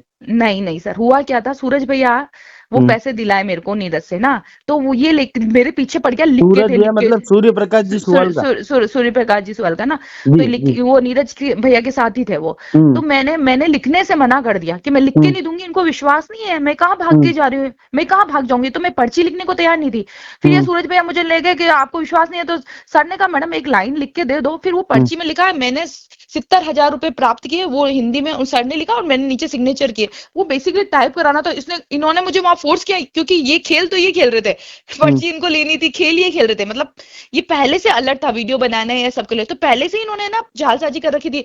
और मैं तो मेरे साफ सुथरे मन से वहां ठीक है, वहां कर दिए साइन, क्योंकि मैंने हम्म। उससे पहले कभी कोई प्रॉपर्टी का ली बेची नहीं सर, मुझे तो नॉलेज ये ही नहीं है। 70 लाख रुपए आपने ही लिए थे? मैंने लिए, मैंने, सर ने तो मेरी मदद करी कि मैडम आप ये कोई इसमें 70 लाख ये रुपए सूर्य किस सर पे लिए थे आपने, क्या मतलब जमीन बेची ना, जमीन बेची, उसमें ना अपन को दो तरीके के पैसे प्राप्त होते हैं। एक हम्म। आपको डीएलसी अमाउंट प्राप्त होता है, और एक जो उसमें जी जी कैश पैसे की आवश्यकता होती है वो मिलता है, मतलब ऐसा जी होता है यहाँ पे जी जमीन में जी ना, जी है जी। ना, ऐसा ऐसा हुआ था सर। तो फिर है ना, खुले पैसे जो लेने थे ना, उसके लिए वो पर्ची लिखवा रहे थे। तो ओके। वो मैं लिखने को अग्री नहीं कर रही थी। फिर सर ने कहा मैडम आपने पैसे लिए तो पर्ची लिखने में बुरा है कि आपको लिखना चाहिए, ये जी। लाइन लिख दो, ऐसे लाइन लिख के आप लिख लो। तो सर मुझे हेल्प कर रहे थे, और बेसिकली वो नीरज को सपोर्ट कर रहे थे मुझसे मतलब ज्यादा। वो हाँ जितेंद्र आचलिया की जो पर्ची एसीबी के अंदर है कि भाई, हाँ वो सिर्फ एक उन्होंने आपको बताया था कि इस तरह का आप हाँ मतलब हाँ लेटर लिख हाँ सकते हैं, हाँ, आप ऐसे लाइन लिख दो, मैंने उसको भी सत्तर उन्होंने हजार दुरुपयोग करा उसका भी? हाँ हाँ सर, वो पर्ची को, और उसके नीचे मेरे साइन करवाए, नहीं साइन कर, इसी पे साइन कर। सर ने कहा, सर तो कह के चले गए इसको टाइप करा देना, ठीक है, जी ऐसे ऐसे लैंग्वेज में टाइप करा देना। इसने जी मुझसे, सर तो चले गए, फिर इसने मुझे फोर्स किया इस पे साइन करो। तो सूरज भैया ने वो कर दो, तो मैंने लेके कर दिया। मैं तो इतनी क्लेवर नहीं हूँ ना सर कि ये तो गेम खेल रहा है, मुझे नहीं जी। पता चल रहा था ना सर कि ये ऐसे, मतलब मुझे नहीं नॉलेज, इतना पता होता तो फिर मैं करती नहीं ना, मुझे अब नॉलेज ही एक नहीं है और बिल्कुल। मुख्य प्रश्न, बार बार वो कहते हैं कि भाई मैं दुबई हम्म, रहता था, मैं बहुत मेहनती था, सॉफ्टवेयर इंजीनियर था, कमाता भी मैं था, और हाँ मैं मेरे दोस्तों से भी, जो मेरा हाँ भाई है हाँ उसको, नीलेश को पेमेंट हाँ। भेजता था, और क्योंकि वो नहीं प्रॉपर्टी का काम नहीं करता था, क्या सारे नहीं नीलेश जी जो भी मकान नहीं खरीदे सर, थे सारे नीरज जी के पैसे थे? नहीं सर, हमारी नीरज भैया, ये हम्म बात सही है कि 93 में नीरज भैया कुवैत गए, ठीक हम्म है, वो हम्म। ज्यादा पढ़े लिखे नहीं है, वो सिर्फ 11वीं पढ़े हुए हैं। नीलेश ने पुणे वो सिम्बोसिस तो कह रहे हैं कि एमबीए मेरे को, एमबीए मैं करा है। सॉफ्टवेयर नहीं इंजीनियर हूँ। नहीं नहीं नहीं, सॉफ्टवेयर इंजीनियर नहीं है, आप उनके पास डिग्री मांगो आप, जी पॉसिबल ही नहीं है, नहीं है, वो सॉफ्टवेयर इंजीनियर नहीं है। नीलेश वो सिर्फ 11वीं पास है सर, वो हम्म एक सरकारी वहां पे जो मिनिस्ट्री वगैरह में नौकरी वोकरी करते थे, उससे हम्म पहले शायद वो छोटे मोटे काम करते थे, कुछ भी काम, क्योंकि उस वक्त घर की हालत खराब थी मेरे फादर लो की, तो ये पहले वहां गए, ठीक है। फिर बाद में नीलेश छोटे थे तो वो बाद में गए कुवैत। फिर हम्म। नीलेश ने कंपनी लगाई पेगासस करके कुवैत में, क्योंकि ओके। नीलेश इनसे ज्यादा सच्चाई ये है कि नीलेश इनसे ज्यादा एजुकेटेड है, वो भी एनआरआई है। अब क्या होता है, भाई भाई होता है, तो वाह भैया अब मैं दुबई में ऑफिस लगाऊंगा, वाह आप कुवैत तो संभालो, मैं उदयपुर जाऊंगा, बटे भी ऑफिस लगाना। हमारे माता सास ससुर बुढ़े थे ना, तो फिर दिक्कत ये हो रही थी कि उनके साथ कौन रहे, तो इनकी शादी तो पहले हुई, इनके बच्चे वहीं पढ़ रहे थे। तो जी नीलेश की शादी बाद में हुई, तो वो सेटल हो सकते हैं ना अपने मम्मी पापा के साथ, बच्चे नहीं है अभी, है जी ना। तो वो जी। हाँ, फिर इस तरह से डिसाइड हुआ, तो कंपनी लगा कि नीलेश ने इनको काम भला है कि आपसे हुँ, ना दोनों का ज्वाइंट काम था, हुँ, उनका अकेले का काम था ही नहीं वो, सबसे जी, बात तो। और नीलेश उनसे, सर आपको पता है आज अगर आप कुछ पढ़े लिखे हो, तो आप न्यूज में चैनल में काम, आपकी उसकी एजुकेशन होगी, बताओ 11वीं पास आईटी कंपनी लगा लेगा क्या, हाउ कैन इज पॉसिबल, आप बताओ। जी, आप आपको चीजें तो दिखती है ना, कोर्ट ने भी माना है ये बात को, कोर्ट ने भी जी, माना। तो कहने में तो मैं ये कह दूं, मैंने ये क्या कहने का क्या तात्पर्य है, जी, हकीकत कुछ और है ना। अब एक आदमी है ही नहीं, आप बोले जा रहे हो, एक आदमी है ही नहीं बोलने वाला, तो तुम अब मैंने कभी अपने, जबकि दोनों का काम साथ में था, नीरज भैया हमेशा रोते रहते थे, मैं कब तक नौकरी करता रहूंगा, कब तक ये अरबियों लोगों की गुलामी करता रहूंगा, मैंने काम दे में। तो नीलेश ने इनको जॉब छुड़ाया, और अब जी, कहा ये कंपनी आप संभालो, चलो मैं दुबई में ऑफिस लगाया, फिर दुबई लगाया, इंडिया ऑफिस लगाया, नीलेश ऐसे काम को आगे बढ़ाते जा रहे थे। और फिर जी, 2017 में उनको कैंसर डायग्नोस हुआ। तो उस वक्त यार वो इतना कीमो चल रहा है ना, तो वो इतना काम नहीं कर सकते थे सर, आप समझ रहे हैं ना। जी, जी, तो वह जी, भाई अपना बिजनेस का नुकसान हो, और आपको पता है ना कैंसर ऐसी बीमारी, ट्रीटमेंट में काफी पैसे लगते हैं, आपको पता ही है। जी तो है ना, नीलेश का ये था काम चलता रहना चाहिए, तो थोड़ा भैया संभाल रहे थे। हालांकि ट्रीटमेंट में एक एक रुपया नीरज ने स्वयं ने भरा, स्टेटमेंट बैंक डिटेल सब एसीबी वालों के पास ऑलरेडी है। उन्होंने खुद ने ये माना है कि सारे पैसे नीलेश के लगे हुए। उन्होंने कभी किसी तरह की हमारे को हेल्प नहीं, इवन द ये आज जिस थाली में खाते हैं ना, वो भी हम्म, नीलेश के, भगवान गवाह है। इस घर में रहते, इस घर में जो सेलिना कर रहे हैं ना, हम्म। जिससे हमको निकाला ना, वो लैंड पापा जी की जमीन बेची हुई के थे, वो नीलेश के नाम था पट्टा। तो वो लड़ाई झगड़ा किया इन्होंने, मेरे को, मेरे घर भी नहीं है, मैं बुढ़ापे में घर बनाऊं, तो नीलेश ने इनको वो नाम किया था। पहले वो घर भी नीलेश के नाम था, सच बात अच्छा, तो ये। हाँ, फिर उन्होंने पट्टा नाम किया, ये मतलब रोए एक टोटल दिन। मिला के इनकी जो नजर थी वो आप हाँ लोगों की संपत्ति पर थी। हाँ हाँ हाँ हाँ सिर्फ और सिर्फ आपके हाँ पति के जाने हाँ पर इन्होंने सारी जो हाँ संपत्ति वो हड़पना हाँ चाहिए। हाँ, हड़पने के लिए सारा खेल खेला। बताओ अब, बताओ क्या क्या अच्छा, अगर वो ऐसा सोचते हैं कि नहीं मैं तो लवलीना के साथ है, तो क्या जरूरत थी उनको ये प्रॉपर्टी की लड़ाई करने की? अच्छा, लोग तो ऐसे भी होते हैं सर, जो आज में बड़ा भाई छोटा भाई नहीं रहा, तो बड़ा भाई छोटी भाई के बच्चों को पढ़ाते हैं, लिखाते हैं, कोऑपरेट करते हैं। क्या लोग ऐसे नहीं होते हैं घर में? बिल्कुल होता है। क्या आपके भाई होंगे तो आप उनके बच्चों को अपना बच्चा नहीं? इन्होंने कभी एक बार भी मेरी बेटी को अपनी बेटी समझा क्या? अगर समझते ना, तो इस तरह की पहली बात तो ये हरकत नहीं करते, जब जिसमें वो नाम उछाल रहे हैं उल्टा सीधा। जी कौन ऐसा करता है, कब करता है ऐसा, बताइए आप। मैंने जी आज दिन तक कभी कुछ नहीं बोला, कभी कुछ नहीं बोला। मैं पहली बार आपको अपने बारे में बता रही हूँ। इन्होंने जी। कभी कभी किसी तरह की, कभी किसी तरह की एक रुपए की भी हमारे को मदद नहीं करी। ये क्या पैसे भेजेंगे? ये तो पैसे लेने वालों में से थे, भेजने वालों में से नहीं थे। अंतिम और लेने आखिरी सवाल आपसे कि क्या मोटे तौर पर ये समझा जाए कि आपका जो जेठ है वो एक जालसाज इंसान है? बिल्कुल जालसाज, फ्रॉड, चालाक, और उसकी नीयत भी खराब है, मैं तो ये बोलूंगी साफ सुथरा। जी बिल्कुल धोखेबाज, घटिया इंसान है वो। जी मैं, मेरे अंतरात्मा से ये पता नहीं क्या, पता नहीं। और ऊपर से सर एक एक और ये पीछे पड़ जाने की बीमारी, इनको क्या डाइजेस्ट नहीं आ रहा हो रहा है कि लड़की लड़ी, केस जीती, मतलब इनको डाइजेस्ट नहीं होता है। जी इनको ईगो प्रॉब्लम बहुत खतरनाक है। जी प्रॉब्लम ये होगी, समाज में इनका नाम खराब होगा, तो ईगो प्रॉब्लम है इनको, मेन क्या सर, इसको जी। ईगो प्रॉब्लम है। तो अभी ये क्या जो मतलब केस। इस तरह के मतलब घर में जिस तरह का ये हरकत ये कर रहे हैं, जिस हाँ तरह से संपत्ति में हाँ मदर के नाम पर पहले इन्होंने वो हाँ कराई, हाँ सर, म्यूटेशन मेरे और खुलाया। नीलेश की है ना जॉइंट जमीन थी ना, तो हुँ। इसने पहले मम्मी के नाम पे उसमें खुलवा लिया अपने अगर नाम, मदर की कोई संपत्ति थी तो उस पर भी तो कम से कम आपकी नहीं, हमें नंदों कुछ का भी नहीं वगैरह दिया। सबका हक होना चाहिए था। हाँ, होना चाहिए ना सर, ये कौन होता है अकेले लेने वाला? बिल्कुल होना जी, चाहिए, ये कौन होता है फिर? अगर मदर की, लेकिन इसने तो पहले ही सबसे साइन वाइन करा लिए, और बहनों ने सोचा भाई हमारे को, पहले तो बहनें इनको फेवर कर रही है कि जी, बहनों, लास्ट में मेरी मदर इन लॉ जो मरे ना, वो मेरे जी, को और मेरी बेटी धुन का नाम लेते लेते मरे। वो सर्वेंट से कहलाया भी था, मुझे धुन की और लवलीना की बहुत याद है, कोई उनसे मिला दो। ये हमको मिलने भी नहीं देता था उनसे, बताओ आप। क्योंकि इसको जी, डर था कि जो ये पेपर कुछ लिखवा नहीं ले, लवलीना को साइन नहीं करा दे। ये खुद ऐसा है ना, तो दूसरों के बारे में वैसे ही सोचता था, लेकिन उन्होंने हमको मिलने ही नहीं दिया, हमारी मम्मी। और किस्मत से जब मेरी मदर इन लोग की डेथ हुई ना, भगवान का आशीर्वाद रहा कि ये तो खुद था ही नहीं इंडिया में, अंत समय में हम उनके दर्शन भी कर पाए। नहीं तो ये इसका बस चलता ना, तो वो भी नहीं हमसे छीन लेता हक। मतलब ये इतने जालसाज थे कि इन्होंने दूसरों को तो गुमराह करके हाँ रखा विश्वास में हाँ लेकर, हाँ और सबके साथ हाँ जालसाजी करी परिवार के साथ ही। हाँ, ये और बहुत इसमें चालाक आदमी कुछ है। और जो अधिकारी थे उदयपुर के, जितेंद्र हाँ आतलिया जैसे, हाँ उनको हाँ, उनका नाम और भी इसमें ये घसीटा बता रहा गया। है कि मैं इनसे मिलके, अरे मैं तो सर को जहाँ, मेरे को तो आज भी सर आप पूछोगे कौन एसपी, कौन कलेक्टर, कौन डिप्टी, मुझे मालूम ही नहीं है। मेरे को क्या करना है मालूम करके भाई? जी, मेरे क्या लेना देना? एक आम इंसान को ये सब चीजें कहाँ मालूम होती है? एक जी। लड़की को कहाँ मालूम होगी जो घर में रह रही है, मतलब उसको कहाँ मालूम होगी, आप और बताइए सर। अगर इसने आप जिस तरह इसने से बता रहे हैं कि आपकी जेठ की ये हाँ हाँ हरकत है इस तरह की, पर हाँ हाँ किसी एक अधिकारी का जीवन के इतने दिन खराब हो जाना, हाँ उसकी सर, प्रतिष्ठा दांव वेरी पर बैड लग सर। जाना। हाँ हाँ सर, मेरे को इस केस के रिगार्डिंग, मुझे पर्सनली उनके और क्या केस है मुझे नहीं, इस केस के रिगार्डिंग हुँ, उन्होंने सही किया, सही का साथ दे रहे थे, कुछ भी गलत नहीं किया।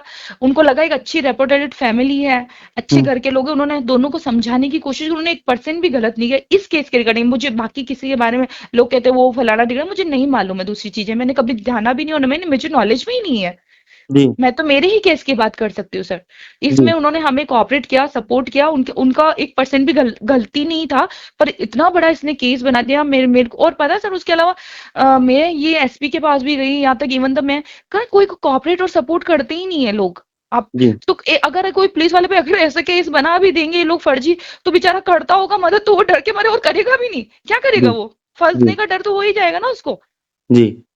तो वो उन्होंने किसी तरह का मतलब कोई भी हमारे साथ गलत नहीं हुआ उनका भी, और उसने इवन द नीरज को भी सपोर्ट किया कि भाई मत लड़ो, जी अच्छी फैमिली के लोग लग रहे हो तुम, रेपुटेटेड फैमिली के लोग हो, जी बैकग्राउंड भी स्ट्रांग है।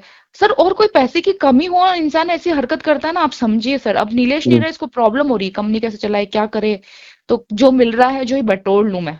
जी जेठ जी की नीयत खराब है, मैं तो सिर्फ लीगल फाइट कर रही हूं। अगर उनका कुछ भी लेन देन था तो मेरे पति के मरने का इंतजार क्यों कर रहे थे? जीते जी लेते। मेरे पति कोई हार्ट अटैक से नहीं मरे हैं, वो कैंसर से मरे हैं। सबको मालूम था वो मरने वाले हैं। मेरे ससुर जिंदा थे तब तक कुछ क्यों नहीं किया? मुझे क्या, मेरी बेटी को भी बहुत परेशान किया। हमारे बेडरूम तक में कैमरे लगा रखे हैं, बहुत टॉर्चर करते हैं जो शब्दों में बयां नहीं कर सकती। मेरे पति के जाने के बाद उनकी नीयत सिर्फ प्रॉपर्टी को लेकर नहीं, मुझे लेकर भी खराब हुई। जेठ जी ने 70 लाख मुझे दिए हैं, ना कि किसी पुलिस अधिकारी को। अगर मानवीय दृष्टिकोण से भी देखें तो छोटे भाई की विधवा और उसकी बेटी को इस तरह से परेशान करना कितना गलत होता है। यह कहानी तो रिश्ते को तार तार करने वाली है, जहां पैसे का कोई मायना नहीं होना चाहिए। चलिए अब बात करते हैं इस पूरे मामले की जांच करने वाले एसीबी के अधिकारी कैलाश संधू से, जिन्होंने विस्तार से पूरी कहानी को जांच की दृष्टि से समझाया। एनआरआई नीरज पुरिया वाले मामले में फाइनल जांच आपने ही की, जिसमें एसीबी मुख्यालय ने आदेश दिया कि कोई मामला नहीं बनता है। नहीं नहीं, ऐसा थोड़ा ही था। जांच मैंने ही की। जी मामला कैसे नहीं बनता? मामला उस रोशन सब इंस्पेक्टर के खिलाफ बनता। जी जितेंद्र आंचलिया और जो लवलीना पूर्विया थी, लवलीना पूर्विया जिस लेडी की जमीन थी और जिसके पति की जमीन थी, जी उस जमीन में एक्चुअल में आपने एक बाहुबली नाम की पिक्चर देखी थी क्या? जी जी बिल्कुल सर। उसमें भलाल देव नाम का एक कैरेक्टर होता है। जी जी सर। वो भलाल देव जो कैरेक्टर था ना, जी जो अपने मृतक भाई की पत्नी को परेशान करना, जी तो ये इस प्रकार का सा मामला था नीरज जी का। जी जब किसी परिवार में कोई संपत्ति डिसाइड हो जाती है कि भाई ये संपत्ति आपके पास रहेगी, ये इस भाई के पास रहेगी, ये इसके भाई के पास रहेगी, जो पिता की मौजूदगी में समझौता हो जाता है, वो निर्णय भारतीय समाज में फाइनल होता है। जी सर। पिता की मौजूदगी में है, उस पर घर के बहनोई भी शामिल हैं, तो उसमें यह डिसाइड हो गया कि भाई ये प्रॉपर्टी लवलीना के पास रहेगी, ये लवलीना के पति के पास रहेगी, ये नीरज जी के पास रहेगी। जी तो जो संपत्ति जो महिला के नाम है और उसके पति के नाम है, उसको तो बेचने का उसको पूरा अधिकार है ना। जी अब वो महिला अपने प्रॉपर्टी, अपने प्लॉट को बेचना चाह रही थी, ग्रह कलह से परेशान होके कि साहब मैं इस घर में कलह से परेशान हो गई हूँ, मेरे पति के नाम और मेरा नाम का जो प्लॉट है उसको बेच दूंगी, मैं कहीं दूसरी जगह अपना घर लूंगी। नीरज जी उसको जमीन को पंगा डालते हैं और उसको बेचने नहीं देते हैं कि मैं बेचने नहीं दूंगा, कि ये मुझको ही जमीन दो। जी फिर ग्रह कलह में ये तय हो जाता है कि भाई चलो कोई बात नहीं, ये जमीन बाहर नहीं बेच के अपन नीरज को ही बेच देते हैं। जी जैसा कि आम घर में होता है, कोई लंबी चौड़ी बात नहीं है। जी जी सर। तो भारत में जो प्लॉट बिके जाते हैं, तो प्लॉट की एक तो डीएलसी रेट होती है, एक होती है ऊपर की रेट। जी सर। तो जो ऊपर की जो रेट पैसे दिए गए 70 लाख और 42 लाख रुपए, उसको नीरज जी ने रिश्वत बता दिया कि ये रिश्वत है।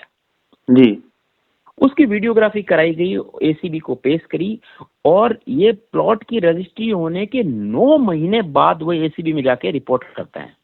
जी कितने महीने बाद? 9 महीने बाद। 9 महीने बाद। जी अब और उसमें भी ये चीज निकल के आती है कि जब एसीबी से एक टीम आती है जो वार्ता कराते हैं रोशन नाम के आदमी से और जितेंद्र से, उसके पास टैप रिकॉर्ड होता है जिसमें जितेंद्र उसको कहता है भाई मैंने तेरे से कभी पैसे मांगे क्या, या मैंने नहीं मांगे, किसी और ने तेरे से मांगे क्या, जी या कभी मैंने नहीं मांगे और उसके बावजूद भी तूने दिए क्या। जी तो नीरज कहता है नहीं साहब मैंने नहीं दिए, मैंने आपने मांगे ही नहीं। तो जब पैसे ही नहीं मांगेगे, रिश्वत नहीं मांगेगी, तो कम से कम रिश्वत या तो मांगी जाए या बिना मांगे आप दे दो, कहीं न कहीं तो रिश्वत तो हो ना।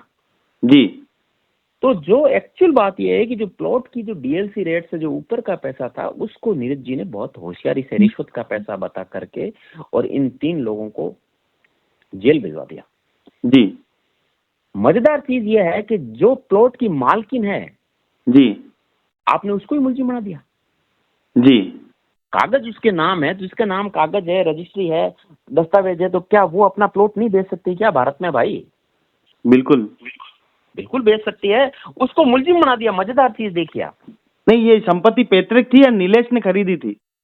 नहीं, ये संपत्ति नीलेश के नाम थी। अब खरीदी किसके नाम, आज किससे पूछें कि न तो उसका पिता मौजूद है, न उसकी माँ मौजूद है, जी लेकिन जिसके नाम प्रॉपर्टी है अपन तो यही मानेंगे कि उसी ने खरीदी है। जी तो वो प्रॉपर्टी नीलेश के नाम थी, और नीलेश के नाम को तो भाई आज जब तक संयुक्त परिवार होता है तब तक जोशी जी कौन सा पैसा कहाँ से आया, किसने कैसा पैसा लगाया, इस पर कोई चर्चा नहीं होती है। जी लेकिन अब आज के दिन कोई बताने वाला है नहीं, तो हम तो यही मानेंगे ना जिसके नाम जमीन है उसी का पैसे से खरीदी है। जी जी और कानून में जिस चाहे पैसा कहीं से आवे, जो कागज में मालिक है, मालिक वही माना जाता है। अच्छा, एक मुख्य चीज और निकल के आई कि परिवादी ने प्रेस कॉन्फ्रेंस कर ये कहा कि बिना कोर्ट की अनुमति के एसीबी दोबारा जांच नहीं कर सकता। ऐसा कोई कानून नहीं है देश में। जी यहाँ दोबारा जांच नहीं है। देखो, दो तीन चीजें होती है। एक होता है फर्दर इन्वेस्टिगेशन, जी एक होता है री इन्वेस्टिगेशन। जी 173(8) सीआरपीसी में फाइल पेंडिंग थी। जी पेंडिंग फाइल मेरे को मिलती है, जी तो इनका क्या दोष है? जी कौन कौन? लवलीना, अंकित मेवाड़ा, राजेश कोठारी, ऐसे करके 4 आदमी हैं। जी तो वो री इन्वेस्टिगेशन नहीं है, फर्दर इन्वेस्टिगेशन है। ठीक है, जी फर्दर इन्वेस्टिगेशन का पावर पुलिस के पास में हमेशा ही रहता है। जी उसमें किसी भी प्रकार की कोर्ट से कोई परमिशन लेने की जरूरत नहीं है। जी अब बची री इन्वेस्टिगेशन। जी री इन्वेस्टिगेशन के लिए हम कोर्ट से आदेश लेते हैं, जी लेकिन इस केस में री इन्वेस्टिगेशन नहीं हुआ। इस केस में हुआ फर्दर इन्वेस्टिगेशन। जी फर्दर इन्वेस्टिगेशन करते हुए जब आपको पता चलता है, लवलीना हमारे पास आती है, वो कहती है भाई साहब मेरा प्लॉट है, मेरा प्लॉट को मैं नहीं बेच सकती क्या? जी हमने कहा बिल्कुल बेच सकते हो साहब, क्यों नहीं बेच सकते? हम्म तो कहा कि साहब ये जो डीएलसी की रकम है, डीएलसी की रकम चेक से दी गई, ऊपर का पैसा जो हमें नकद दिया गया उसे रिश्वत राशि बता दी गई। जी और नीरज जी ने जो प्लॉट खरीदा उस पूरी कॉलोनी में हमने पूरा सर्वे कर लिया कि भाई वहां जमीन का भाव क्या है। जी हमने आसपास सब पता कर लिया, तो जमीन का भाव जो निकल के आता है वही भाव है। तो जी सच्चाई तो यह है कि नीरज जी ने 1.5 लाख रुपए प्लॉट सस्ता ले लिया। जी 1,85,00,000 के आसपास मार्केट रेट होती है, लगभग 83.5 लाख रुपए, 1,83,50,000 में वो प्लॉट ले लेते हैं। जी तो उनको प्लॉट अपना बिल्कुल बेचने का अधिकार है। वो प्रेस कॉन्फ्रेंस करके जो ये कह रहे हैं ना कि पुलिस के पास पावर नहीं है, उनको ये 173(8) में तफ्तीश पेंडिंग थी। उस जी। पेंडिंग तफ्तीश की पुलिस ने इन्वेस्टिगेशन की और वो पूरा पुलिस के पास पावर था। अंतिम और आखिरी सवाल सर आपसे, आप जांच अधिकारी रहे, क्या जितेंद्र आंचलिया पर कोई मामला बनता है या नहीं? मेरी रिपोर्ट में जितेंद्र आंचलिया पर कोई मामला नहीं बनता था, लेकिन जी क्योंकि पुलिस ने पहले चार्जशीट पेश कर दी है, जी चार्जशीट पेश करने के बाद में पुलिस के पास कोई पावर बचता नहीं है। जी लेकिन पावर नहीं बचता है तो अन्वेषण अधिकारी का ये दायित्व है कि वो कोर्ट को बताए जी कि साहब ये इस प्रकार का मामला हुआ है, अब आप इसको देखिए। जी तो मैंने मेरी रिपोर्ट में ये लिखा कि एक सप्लीमेंट्री रिपोर्ट हमारे को कोर्ट में पेश करनी चाहिए, जिसमें हमारे को ये बताना चाहिए कि इस प्रकार की चीज है। जी हम कहते हैं जितेंद्र के खिलाफ कोई सबूत नहीं है, जी लेकिन यहाँ पर मेरे पास पावर नहीं है डिसीजन करने का। वो इसलिए नहीं है कि कोर्ट में चार्जशीट जा चुकी है। जिनके खिलाफ तफ्तीश पेंडिंग है, जो गिरफ्तार नहीं हुए, उनके तो हमारे पास पूरा पावर है। समझ गए मेरी बात को? जी जी जी जैसे लवलीना के मैटर में मेरे पास पूरा पावर था, लवलीना गिरफ्तार हुई नहीं थी और उसके बाद बिल्कुल मेरे पास पावर था, मैं कोर्ट में रिपोर्ट पेश कर सकता हूँ, इसका कोई अपराध नहीं है। जी और पुलिस खुद ही अपराध नहीं मान रही है तो खत्म हो जाता है। लेकिन जिन लोगों के खिलाफ चार्जशीट पेश कर दी, उनके मामले में सारे का सारा पावर कोर्ट के पास में है। जी तो हमने कोर्ट को ये मैंने सजेस्ट किया कि भाई जिनके खिलाफ चार्जशीट पेश कर दी उनके खिलाफ तो एक सप्लीमेंट्री रिपोर्ट पेश करो कि साहब इनका इन्वेस्टिगेशन की ये चीज देखने में आई है हमारे पास में। जी और ये जो 4 लोग हैं लवलीना वगैरह, इनका कोई दोष नहीं है, फाइल को बंद कर दी जाए करना। जी और सीबीआई को लेकर तो बिल्कुल हाई कोर्ट का जो रुख है वो स्पष्ट है कि सीबीआई जांच के लिए मना कर दिया उन्होंने। वो तो देखो हाई कोर्ट का मेरा तो ये मानना है कि बिल्कुल कराओ ना। सीबीआई क्यों, आपके पास में और भी कोई बड़ी एजेंसी है तो उससे जांच कराओ। जी अगर किसी को लगता है कि, लेकिन उसमें शर्त इतनी सी है मेरी बात कि वो ये कह दे बंदा कि साहब जांच तो कराओ और मैं निर्दोष हुआ तो मुझे वहीं अंदर सेफ देना, बस इतना सा वो कह दे। भाई आज हम देश का टाइम खराब कर रहे हैं, पुलिस का टाइम खराब कर रहे हैं, एसीबी का टाइम खराब कर रहे हैं आपकी इन फर्जी चीजों पर जो तुम षड्यंत्र रच रहे हो, पुलिस को गुमराह कर रहे हो, तो ये क्या एक एजेंसी का समय खराब करना नहीं है क्या? बिल्कुल है सर। आप बिल्कुल जांच किसी से भी करा लो, मैं तो कहता हूँ राष्ट्रीय सुरक्षा एजेंसी से जांच करा लो, आप सीबीआई से ऊपर ईडी से जांच करा लो आप। लेकिन यहाँ ये तो कह दो कि अगर साहब मैं बिल्कुल गलत हुआ तो मैं ये वही भविष्यवाणी कर रहा हूँ, वही ये तय कर रहा हूँ कि मेरे के साथ जो मर्जी है जो कर दो आप। तो क्या अगर एसीबी का समय खराब करने के लिए इस तरह की रिपोर्ट, झूठी रिपोर्टें पेश की गई हो, तो एसीबी के पास ये अधिकार होता है कि उस व्यक्ति पर कोई कार्रवाई करे? 100% है ना, कानून बना हुआ है सब। जी है बिल्कुल। अब चूंकि अब मैं एसीबी में हूँ नहीं, मैं एसीबी छोड़ चुका हूँ। जी भाई ऐसे लोगों का सरकार का टाइम खराब करते रहोगे, सरकारी अधिकारियों का पावर का मिसयूज करते रहोगे, लोगों को ऐसे आप षड्यंत्र रच के जेल भिजवाते रहोगे, जी। तो इतनी छूट थोड़ी है कानून में भाई। तो लवलीना की संपत्ति हड़पने की साजिश नीरज के द्वारा रची गई, ऐसा मान सकते हैं? खेल यही है, और खेल क्या है? जी यही है भाई। लवलीना बेचारी एक औरत थी जिसे फंसा दिया इन्होंने, घर में कोई बोलने वाला है नहीं। जी अभी घर में एकमात्र यही पुरुष था। जी इन्होंने अपनी माँ के नाम सारी संपत्तियां करा ली और माँ उनसे गिफ्ट डीड ले ली। इतनी क्या जल्दबाजी थी भाई तेरे को?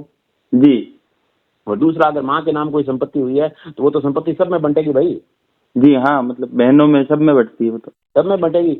आपने अकेले नाम कैसे कहा? और इतनी क्या जल्दबाजी थी? मैं तो कहता हूँ चलो कोई बात नहीं, इसका फैसला होता रहता, क्या कौन सी बड़ी बात हो रही है? जी आप आनंद फानंद में ये सारे काम क्यों कर रहे हो? जी और लवलीना के खिलाफ आपने एक और मुकदमा करा दिया।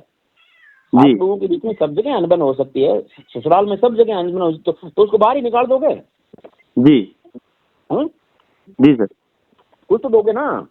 जी वो भी तुम्हारे घर की बहू है भाई, उसका भी बराबर है। क्या उसके पति के नाम की जमीन है, अपने पति के नाम की जमीन और खुद की जमीन बेचे, उसमें आप उसको मुलजिम बना दो? जी तो मजेदार कहानी नहीं लगती क्या आपको? बिल्कुल सर। बस यही कहानी है जोशी जी, और कोई ज्यादा दम नहीं है। बहुत सिंपल साफ सी कहानी है, एकदम क्रिस्टल क्लियर है। और वो कहते हैं कि सीबीआई से जांच कराओ तो बिल्कुल कराओ, कहीं कोई दिक्कत नहीं, जांच किसी से कराओ। जी लेकिन तुम ये तो कहो कि अगर मैं झूठा पाया गया तो सरकार मेरे को वहीं सख्त एक्शन ले ले मेरे खिलाफ, मैं कोई फिर बचाव नहीं करूंगा अपना। जी वो भाई साहब वो तो कह नहीं रहे, बस जांच इससे करा दो उससे करा दो। अरे जांच भाई, एसीबी कोई छोटी एजेंसी है क्या स्टेट में? जी और फिर यहाँ कोई अकेला आदमी तो फैसला करता नहीं है, पूरी टीम बैठती है। डीजी साहब के पास में पूरा एक पैनल है जी जो सारे कानून के जानकार हैं। जी वहाँ पूरी एक एक चीज डिस्कस होती है, एक एक चीज से वो गहरी छलनी से छानी जाती है कोई चीज को। आज कोई एक अकेला आईओ कुछ फैसला कर सकता है क्या? आपको लगता है क्या? नहीं नहीं बिल्कुल सर। कतई नहीं कर सकता। सारी चीजें एक्सपर्ट लोग बैठते हैं, वहाँ सीनियर आईपीएस अफसर बैठते हैं, वो सब फाइलों को अच्छी तरह से देखते हैं। दूसरे पूरा एडीपी डीडीपी सारे कानून के ज्ञाता लोग बैठते हैं, सब चीजों को वहाँ एग्जामिन होता है, कोई हवा में बातें थोड़ी होती है।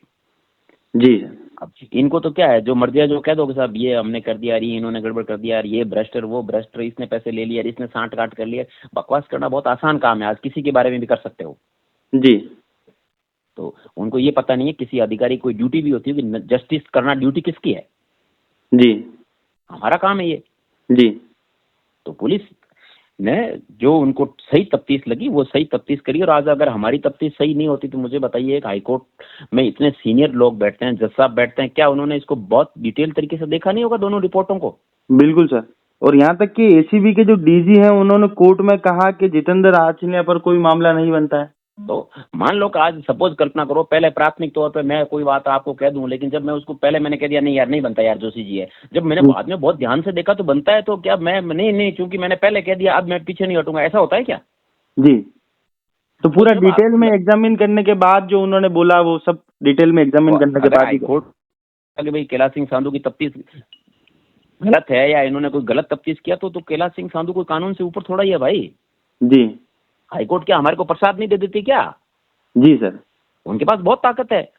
जी जी सर। तो जब उन्होंने सब चीजें देख ली कि भाई ऐसा नहीं है, सही तफ्तीश यही है आपके पास, भारत के कानून के अंदर हम किसी भी व्यक्ति को, हमारे यहाँ कहते हैं कि भली 100 दोषी छूट जाए, एक भी निर्दोष जेल नहीं जाना चाहिए। जी सर। हमारे यहाँ बियॉन्ड डाउट का कंसेप्ट है कि एकदम संदेह से परे चीज हमारे को स्टेब्लिश करनी होती है। जी सर। एसीबी के जांच अधिकारी कैलाश संधू ने पूरी तरह से स्पष्ट कर दिया कि क्या मसला था और जांच में क्या सामने आया। मामला तो बनता है लेकिन सब इंस्पेक्टर रोशन लाल के खिलाफ। उन्होंने बाहुबली फिल्म का जिक्र करते हुए बताया कि नीरज पूर्विया भल्लाल देव जैसा किरदार निभा रहा है, अपने मृतक भाई की पत्नी को परेशान करता है और साथ ही डीएलसी रेड के ऊपर पैसे दिए थे 70 लाख और 42 लाख, उसको नीरज ने रिश्वत बता दिया। उसने उसकी वीडियो भी बनाई और एसीबी के पास भी 9 माह बाद आया। साथ ही उन्होंने बताया कि अगर मुझे कोई पेंडिंग फाइल मिलती है तो फर्दर इन्वेस्टिगेशन करूंगा।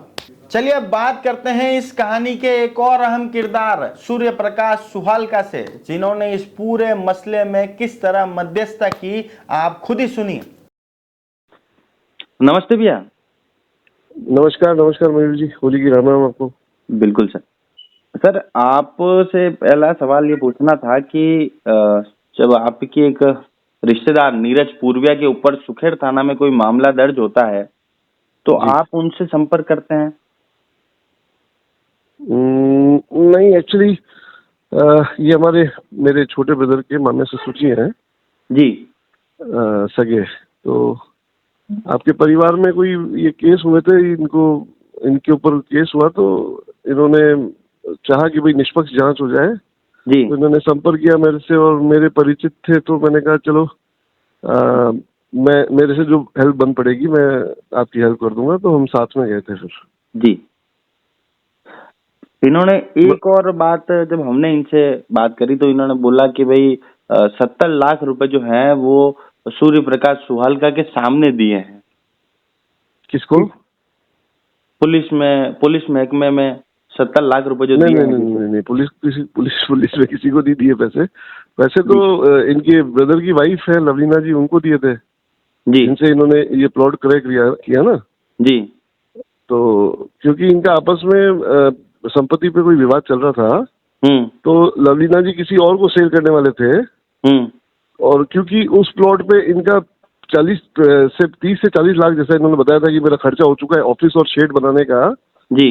तो कि भाई ये खर्चा हो गया है तो अब मैं ही खरीद लेता हूँ, और मार्केट रेट से जो मार्केट में जो रेट थी उससे कम दामों में ही रेट तय करके, और मतलब वो पूरा उस प्रोसेस में मैं इन्वॉल्व ही था। तो लवलीना जी ने इनको बेचना तय किया जी। तो पैसे तो लवलीना जी को ही देंगे जो प्लॉट की मालकिन है। तो वो तो इसमें पुलिस को किसी तरह का पैसा नहीं। बोलते हैं कि मैंने 70 लाख रुपए जो है वो जितेंद्र आंचलिया को दिए। नहीं, सरासर झूठ है। मैं वही मौके पे मौजूद था और पूरे प्रोसेस में मैं इन्वॉल्व था। पैसे लवलीना जी को दिए गए जी। लवलीना जी और उनके रिश्तेदार जो साथ में आए थे उनको दिए गए जी। आंचलिया जी का कोई पैसे का लेन देन का कुछ मैटर ही नहीं है इसमें जी।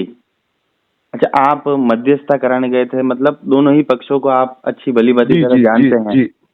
और परिवार का मामला था, एक बार की तो हमें लगा कि सेटल हो गया सारा जी। फिर ये वापस इसका दिन निकल कर आया और ये एसीबी में गए। एसीबी ने तो मुझे भी उस समय पूछताछ हुई, मैं जयपुर जाके आया और वहाँ पे मेरे सारे बयान शुरू से लेके अब तक वो वही चल रहे हैं, कभी कोई अंतर आया ही नहीं जी। और जब पुनः जांच हुई तब वीडियो रिकॉर्डिंग और हुई तो भी वो मेरे बयानों में तो हमेशा एक रूपता रही है कि भाई इसमें कहीं पे भी पुलिस का इस सौदे में कहीं पे भी कोई लेन देन किसी ने नहीं किया पुलिस अधिकारी ने।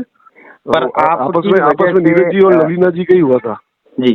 पर आपकी वजह से जो जितेंद्र आंचलिया है उनको बीच में आए और फंसे, और इसका कितना मलाल रहेगा दिल में? देखिए, किसी भी अपने व्यक्ति को ऐसी स्थिति का सामना करना पड़ता है तो दिल में दुख तो होता ही है। और उनकी धर्मपत्नी जो है वो उन्हें हम अपनी बहन करके बुलाते हैं जी। तो ये जीवन में मलाल तो रहेगा ही सर की। और अच्छा, मैं क्या कह रहा हूँ, कोई मैलेफिट इंटेंशन था ही नहीं, एक अच्छा सोच के गए थे कि चलो दोनों परिवारों में मध्यस्थता हो जाएगी, शांति हो जाएगी। आज मैं बतौर समाज अध्यक्ष भी मैं हमेशा यही प्रयास करता हूँ। आज कोई भी मैटर आता है मयूर भाई हमारे पास में, तो हम दोनों पक्षों को बिठा के समझौता ही करते हैं और जो सही हल होता है वो निकालते हैं।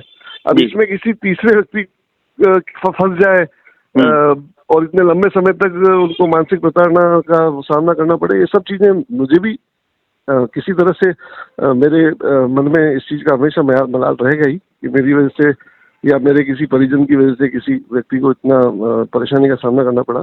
जी। और अभी भी मुझे पता चला कि कल भी कोई प्रेस कॉन्फ्रेंस की है। जी।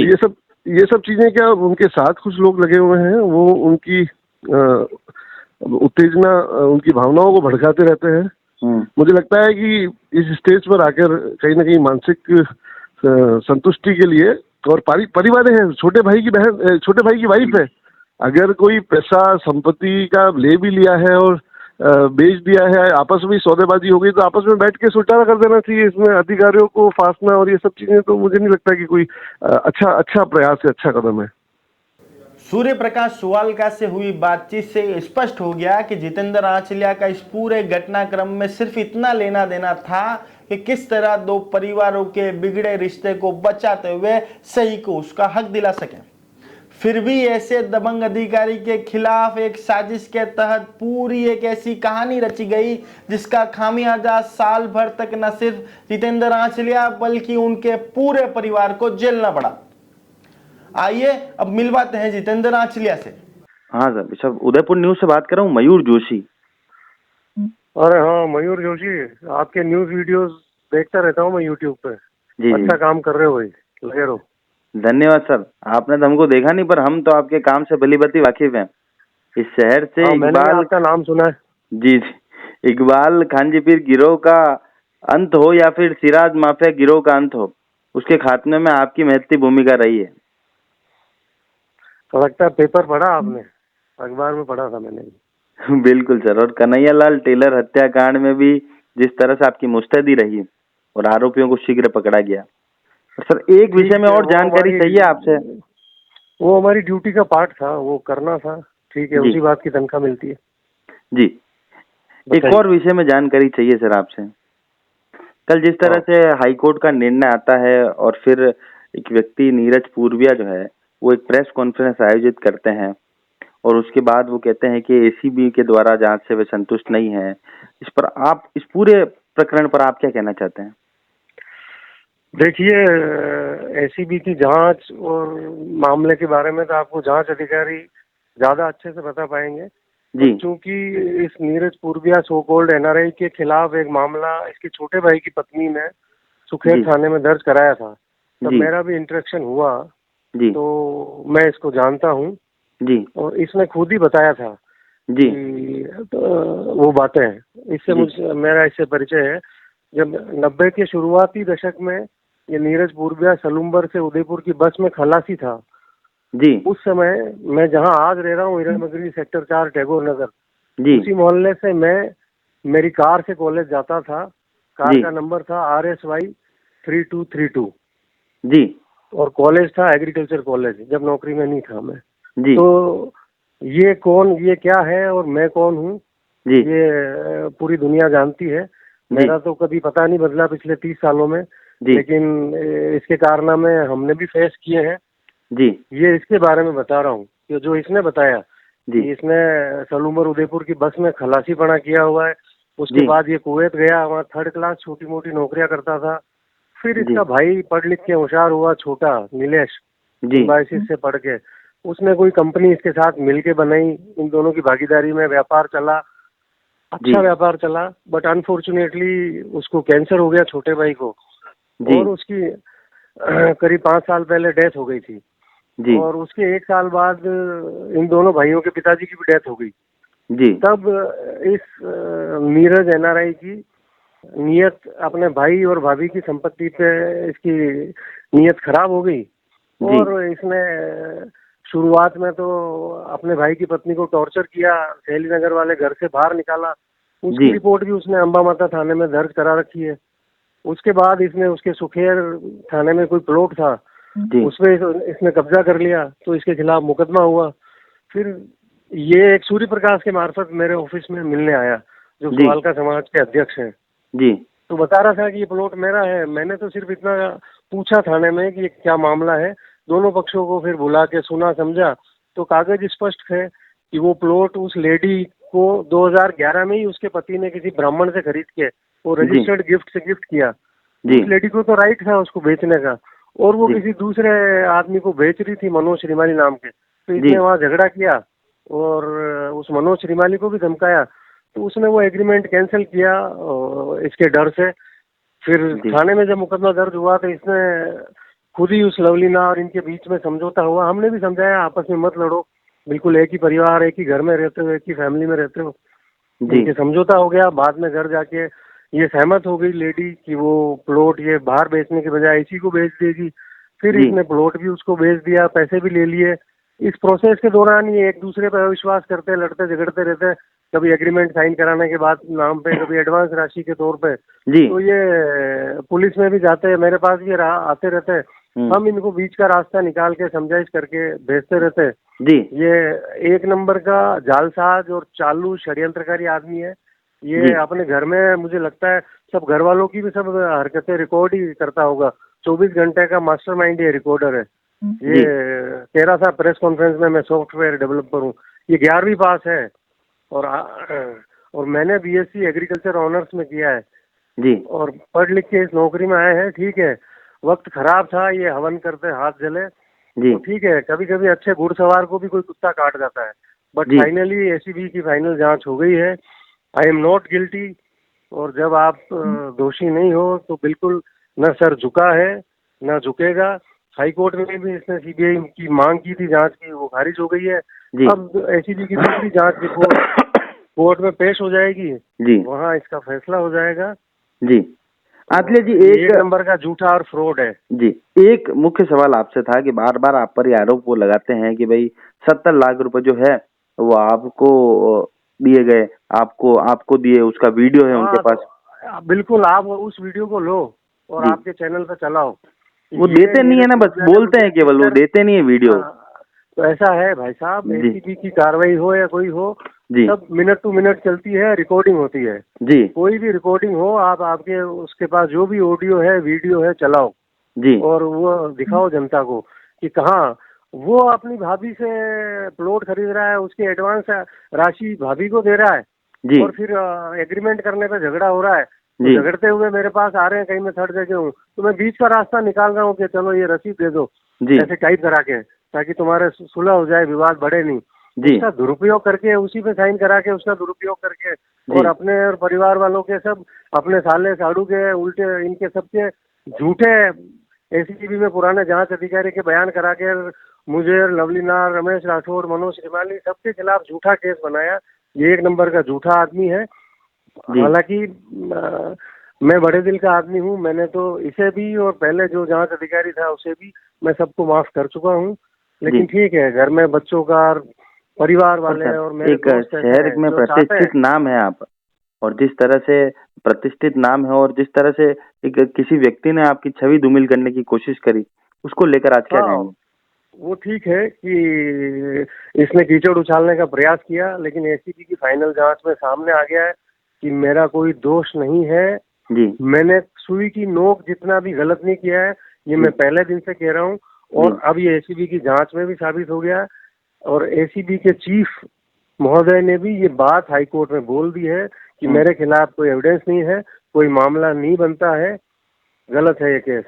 और जो जांच हुई है वो कोर्ट में पेश हो जाएगी। बट ठीक है, पुलिस की नौकरी है और जीवन है, उतार चढ़ाव आते रहते हैं, अच्छा बुरा वक्त चलता रहता है। बट अगर आपके पास आपका भाई है, खास तौर से जो मेरे भाई है यशवंत आंचलिया, वैसा भाई है, जी। तो आप जीवन में कभी आपको नीचा नहीं देखना पड़ेगा, कभी हारना नहीं पड़ेगा। आप देखिए किसकी प्रतिष्ठा पे उंगली उठा रहा है। एक तरफ हम दो भाई हैं, मेरे हर अच्छे और बुरे समय पे मेरा भाई साथ है। मैं जितना परेशान हुआ उससे ज्यादा परेशान मेरा भाई हुआ। दूसरी तरफ ये वो भाई है जी। जैसा कि वो दुशासन, दुर्योधन जी। जो द्रौपदी के साथ व्यवहार कर रहे थे, ये अपने सगे भाई की पत्नी को टॉर्चर कर रहा था उसकी संपत्ति के लिए। उसके खिलाफ दो झूठे मुकदमे दर्ज करा दिए और अब दोनों में एफआईआर लग गई। ये आ गया सामने कि झूठे साबित हो गए। तो क्या इसकी प्रतिष्ठा और क्या मेरा। और वो फिर याद आ गया मुझे उससे कि दुर्योधन दुशासन जैसों से कि हम, ऐसा है भाई कि मैं कोई वो अभिमन्यु नहीं हूँ कि इन लोगों के चक्रव्यूह में फंसा ही रहूंगा। मैं अर्जुन हूँ, इन सब चक्रव्यूह को तोड़ना मुझे आता है जी। और यही बात साबित हो गई है और जी। मैं इस चीज से बाहर निकल गया हूँ। I am very happy, thank you. और कोई सवाल हो तो बताएं। तो finally happy not to be guilty. No, I am not guilty and I was never guilty. जी। ये इस तरह के चीटर लोग जिंदगी में कभी आ जाते हैं तो थोड़ा प्रयास करते हैं। लाइफ है, अच्छा बुरा वक्त चलता रहता है, सबका चलता रहता है, इसमें लोगों की पहचान भी होती है, ठीक है। और जी। ठीक है, अब ये बंदर के हाथ अदरक लग गया। बंदर जी। है ये NRI और जी। अदरक है वो हमारे डिपार्टमेंट में जो हमसे कुछ ईर्ष्या रखता है बड़े अधिकारी, जी। ये उनकी गोद में जाके बैठ गया।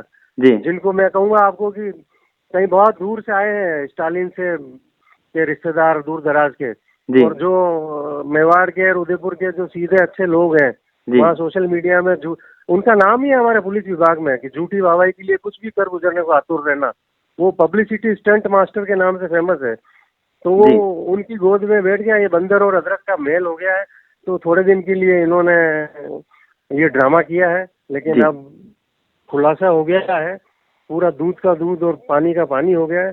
सच सबके सामने है और सच कभी नहीं हारेगा। और जो इसने CBI के जांच की मांग की, हमारे काउंसिल ने से बात हुई, हमने तो विरोध ही नहीं किया। और मैं तो कह रहा हूँ कि इसको CBI जांच की मांग सुप्रीम कोर्ट में करनी चाहिए, ये उसका अधिकार है। और CBI की जांच में भी मुझे कोई एतराज नहीं। और भी कोई वर्ल्ड की FBI या और कोई और दूसरी जी। बड़ी एजेंसी हो अमेरिका की, ये तो जी। NRI है। और सुप्रीम कोर्ट क्या कोई वर्ल्ड लेवल की भी कोर्ट इसकी जान उसमें होगी, वहां भी जाना चाहिए, इसका अधिकार है। जांच कराए किसी भी एजेंसी से, हम हर जांच के लिए तैयार हैं।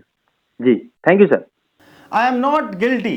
उन सबको माफ करता हूं जिन्होंने इस तरह की साजिश रची। यह कहानी भी दो भाइयों की ही थी। नीलेश के भाई नीरज ने दुशासन जैसी हरकत की और मेरे भाई राम की तरह हर पल मेरे साथ रहे।